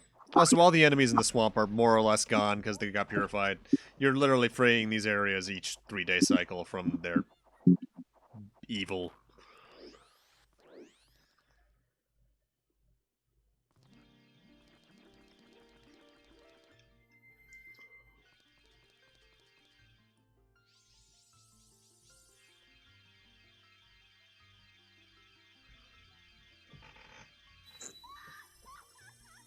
And this is our next Great Fairy. For getting all 15 of the stray fairies in a dungeon, you restore that Great Fairy to power, and they give you a reward. In this case, she gives us a better spin attack. I should note, though, this more comes into play, I think, for the second one onwards. I believe they reordered the rewards from which you got the Great Fairy in the 3DS version. Namely, I think they especially switched around, like, the third, fourth, and maybe even second. Kick, if you're still in chat, you probably know better than me.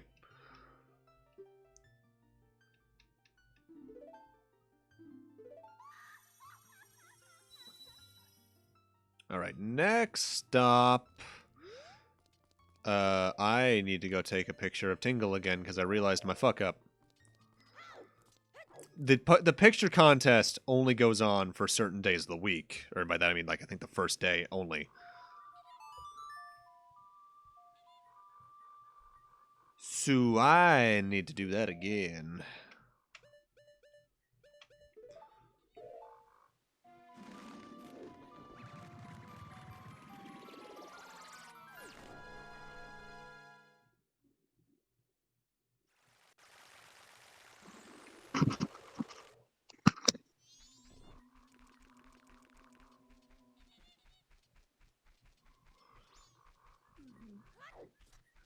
We'll eventually get ways to walk faster that I'm glad the game adds, because that was probably one of the biggest problems about Ocarina of Time, even in its slightly smaller stature. Or larger stature. Actually, no, that means it's exemplified in that game.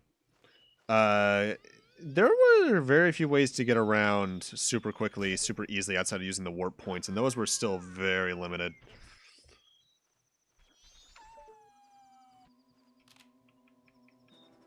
That's a Wolfos. That's bad. Yeah, wow, Kick, you were not lying. This does not go well.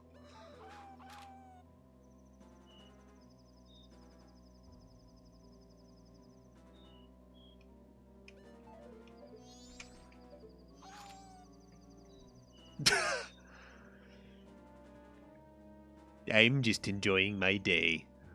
Now, Frozen, that's a pretty fucking sharp picture. I'm sorry. That does how much against Wolfos? Goddamn.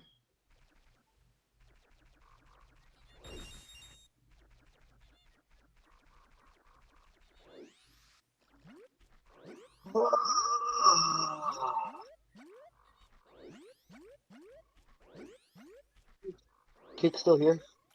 Yeah. Alright. I'm gonna send them some stuff.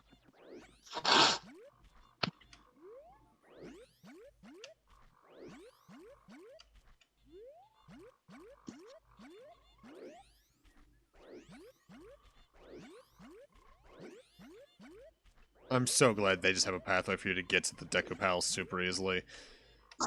I forget if the 3DS version added more warp points and owl statues. I would want to think they would, but I feel like they placed them super well for the most part through the game anyway. Because the way it usually is every area has 2 or 3. Usually right in front of the dungeon and near the entrance to the area, and anything else you can get to in between.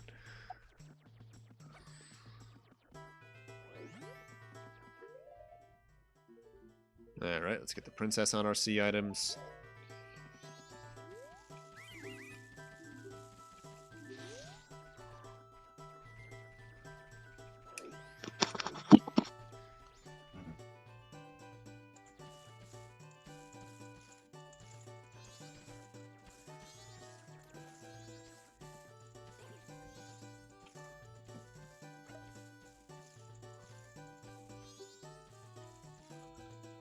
Let the princess out, and here we go.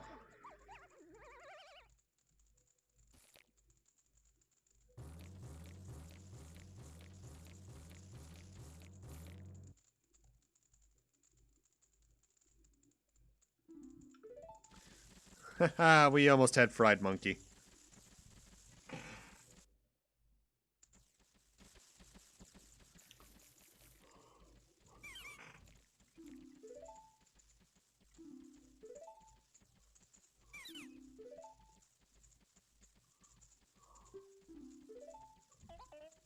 You're welcome, monkey.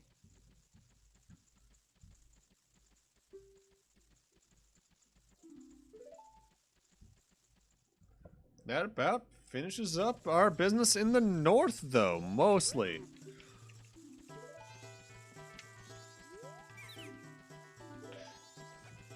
Oh, in the south, rather. There are still some minor things, namely some minor side quests that we can do now. We have the bow. One of which we need to do... well, not, sort of. I'll get to that in a moment. For now, we want to head to the western side of this map, as that will allow... Oh, God. Allow us to reach a shrine that apparently the butler wanted us to meet at.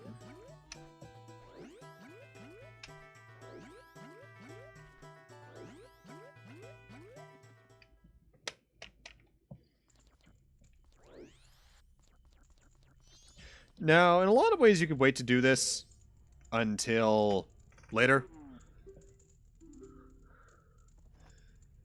Namely, when you can have an ability known as the Rabbit Hood. I'm going to place a save state here, by the way, because this is the Dompe's Grave for the game, where we have to chase him through an increasingly more and more complicated section of areas. I just realized what's okay. I realized what's causing the frame drops. My save states are what's causing it. Interesting. Try to spin as much as you can, only because it's generally faster, but if you spin on top of water, the little boosts, the jumps you get will get a significant speed boost as well. This is a lot longer than the equivalent race in Ocarina, though. I'd say by a magnitude of 2 or 3. Well, not magnitude, that's like squaring and shit. Is long. I've never taken that red rupee route. I don't intend to ever take that red rupee route.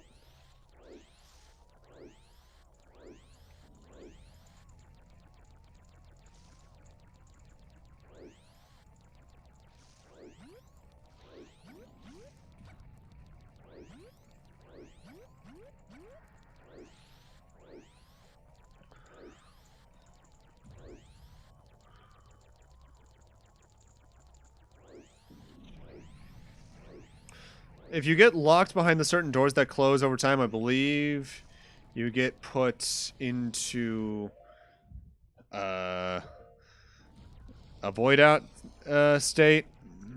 So do your best to let that not happen.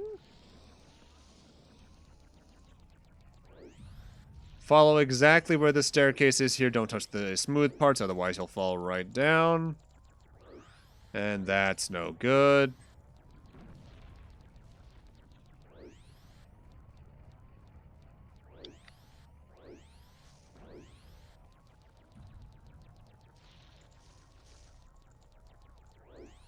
I'm surprised I remembered that part by heart.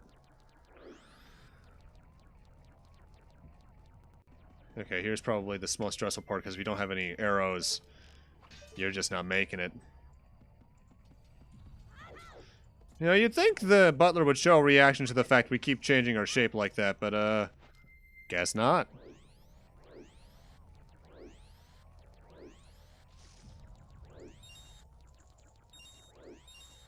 And we're at the end.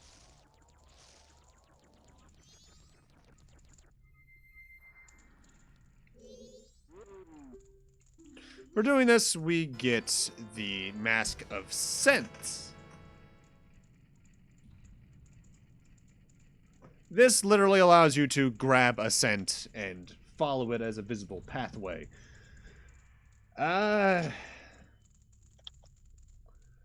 It's not too useful. You can use this to find mushrooms in the forests, to give them to Kotake for blue potions. I think there's like one other use.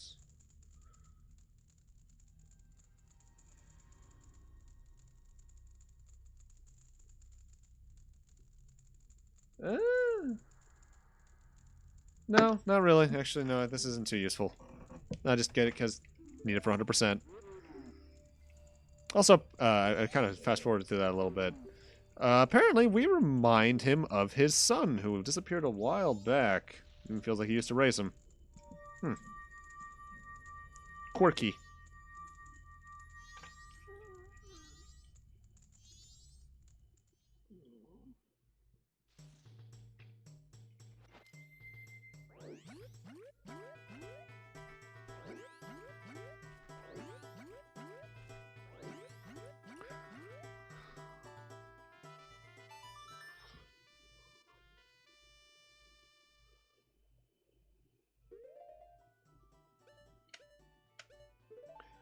But that, though, our business in the Southern Swamp is mostly concluded. There is technically 3 side quests we can still do here for now.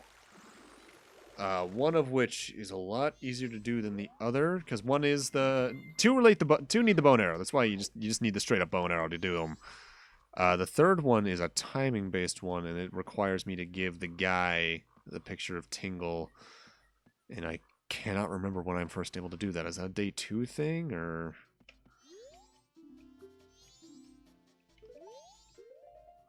Or maybe I just need to have beaten Woodfall.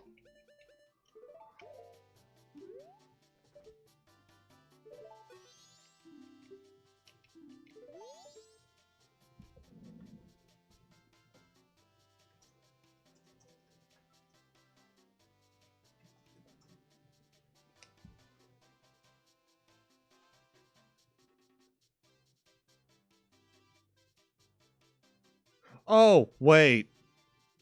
I'm combining 2 things and separating one thing into 2. You can either show him a picture of Tingle or the Deku King for the heart piece in question. That's right. That's right. Okay, I have just been... Yeah, the pictograph is actually pretty useless now. Well, mostly. There is a use for one later on. It'll get some use. It's very limited, though. Like, super limited. But now... we can use the Jungle Cruise again for not free. But since the swamp's been cleaned, we can do it for a minigame. We are going to be aiming our bow for a target that Kotake, or Kome, is going to be piloting around, and we need to get above, I think, 1,600 points to get everything from this we can. Or no, is it just 16? Not 1,600. I'm thinking of a similar minigame in the other game. Yeah, hey, Blue! Yeah, Majora's Mask! It's my next stream game. Playing on a real N64 controller, so things are the right amount of awkward. Where'd you go, Kotake? Kome? There you are. I don't know. How didn't you not realize? That was double negatives. I realize.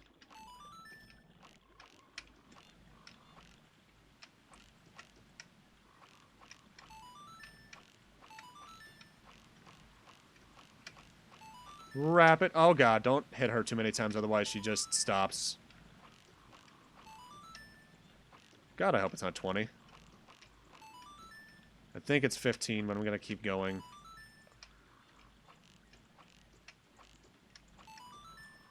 It's a good game. I recommend playing it, Blue. I know you have before.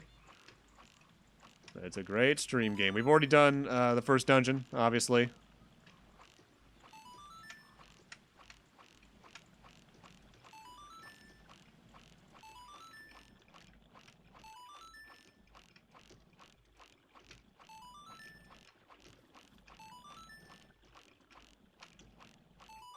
$26 might be a new personal best.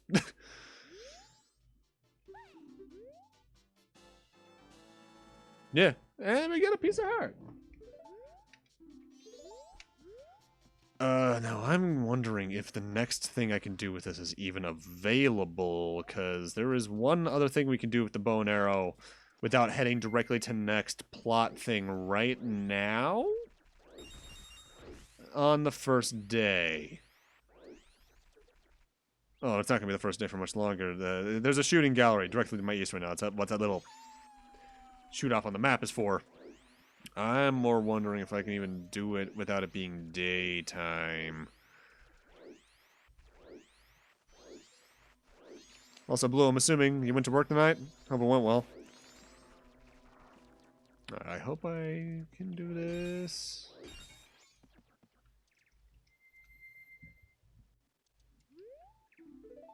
(6 a.m. to 10 p.m.) Well, shit.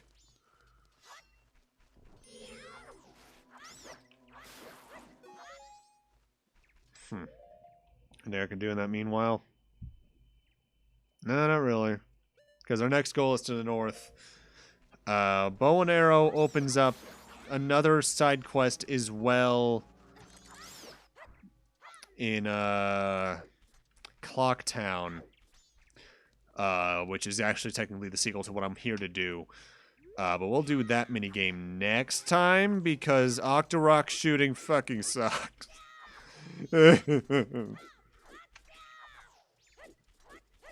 Started 2 hours early, came out 2 hours earlier. Nice, nice.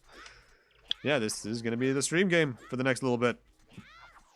Because I have the next, this one and the next stream game already planned out. I'm keeping Anthem in suspense about what the next one is, despite the fact I've shared with the fact it might have to do with the words firefighting in certain regards. Whoa, whoa, what is that border?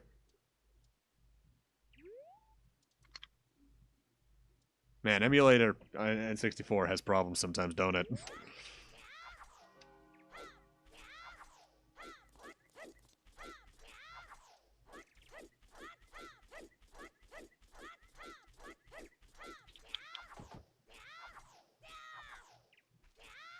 Alright, down on the second day.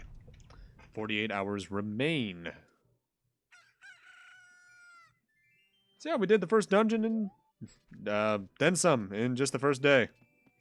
The way I tend to do my first major 3-day cycle is the first 2 dungeons in the first 3-day cycle alongside some side quests.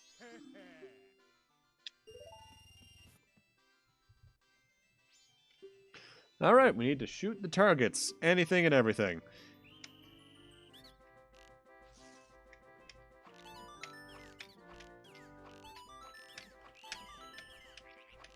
That guy up there is the troublesome one.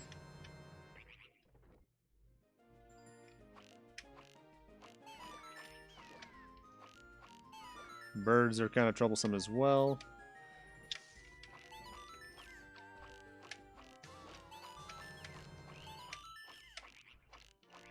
Ah, shit, I don't think that's good. I think I need to get everything to hit enough, so that's bad.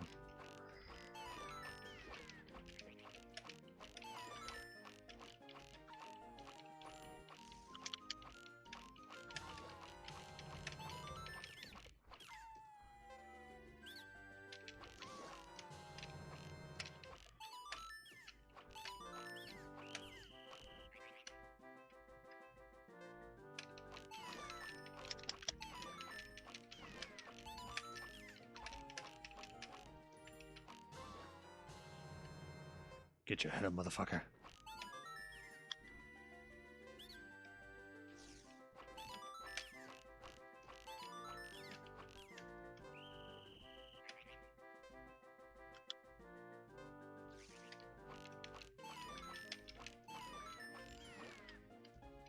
Raise up, motherfucker.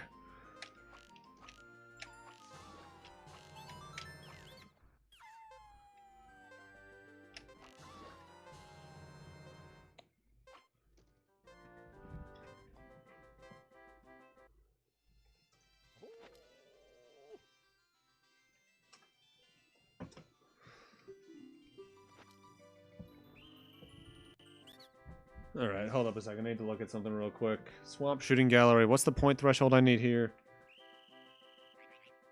Oh. Okay. So, I placed a save state there so I could look at this and not fuck up too much. There are 2 things we can get here. One for 2120, the other for 2180.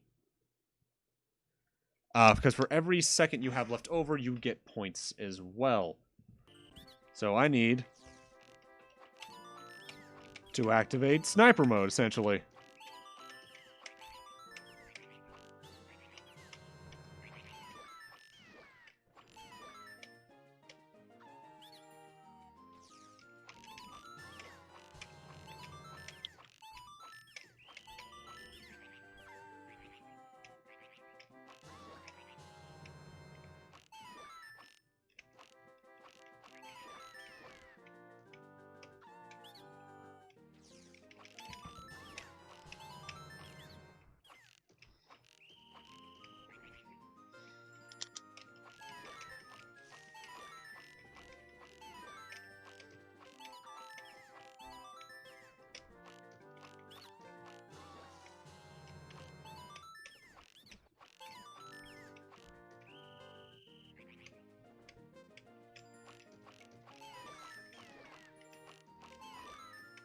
All right.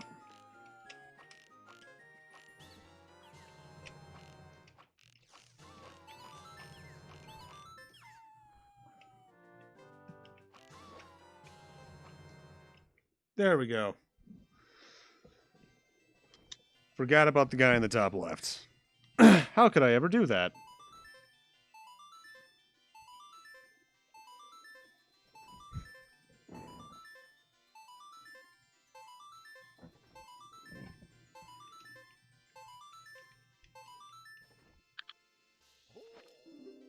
Alright, for doing that, we get the large quiver. This expands our capacity up to 40 arrows from 30.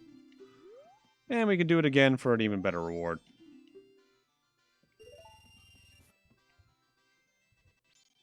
But that said, we have hit 4 hours, so once we're done with this, we're going to be done for the night.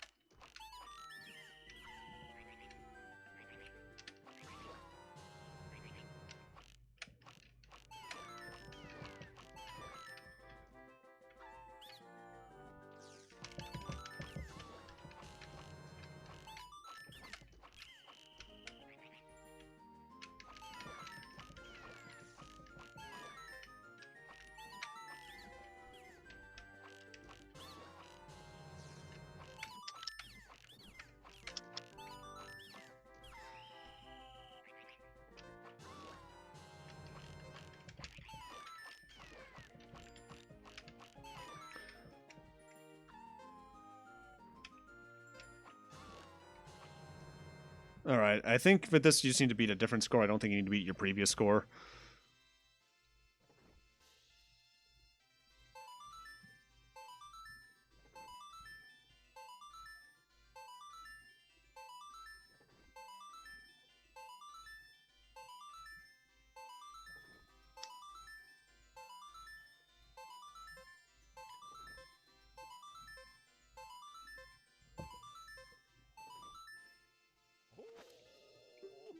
And that gets us a piece of heart.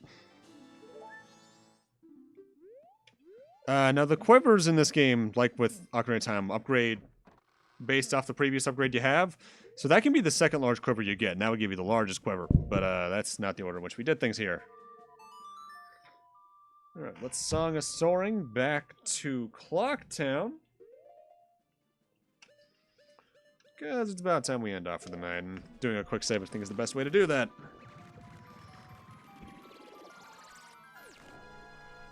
I'll be real, I got more done tonight than I thought I would. Already sitting at about 7.5 hearts. The 20 got 5 masks out of 1, 2, 3, 4, 5, 6, 30.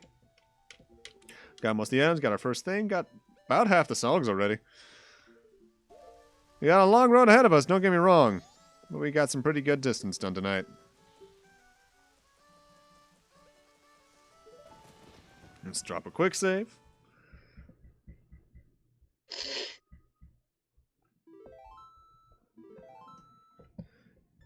And yeah. Let's drop 1, 2 save states. And that's gonna be where I call it for the night. I'd like to thank everyone for dropping by. Kick, Blue, Bun Bun, Schaefer, Anthem, anyone else who's been lurking around as well. Thanks for stopping by and chatting. It's been great. Looking forward to doing the rest of this game, because I love this game to death. One might say it might be one of my favorite games of all time. So with that, let's find ourselves a raid target.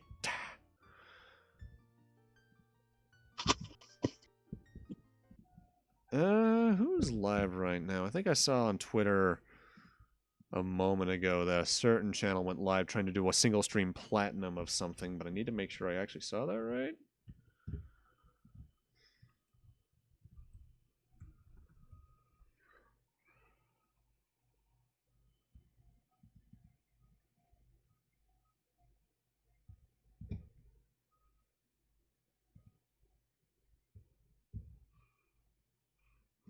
Oh, damn, they're not live yet. Let me check their Twitter to see if they gave a ref time for that.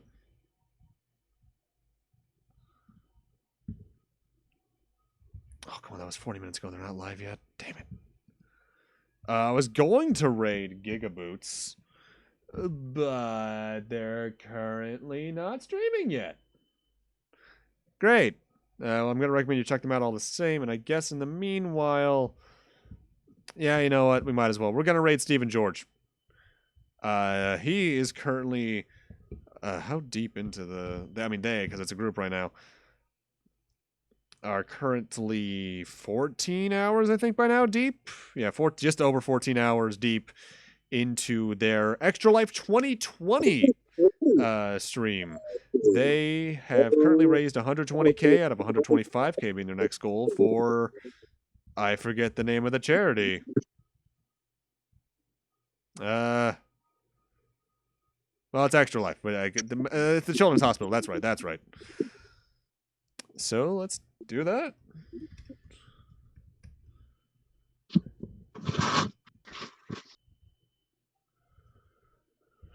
Raid Stephen George. They are currently playing Skyward Sword. Hey, at least it's appropriate. And I recommend you check these guys out. They're pretty fucking chill. Have a great night, everyone. Next stream for me will be, as usual, Tuesday, and we'll be playing more of this. Until then, everyone.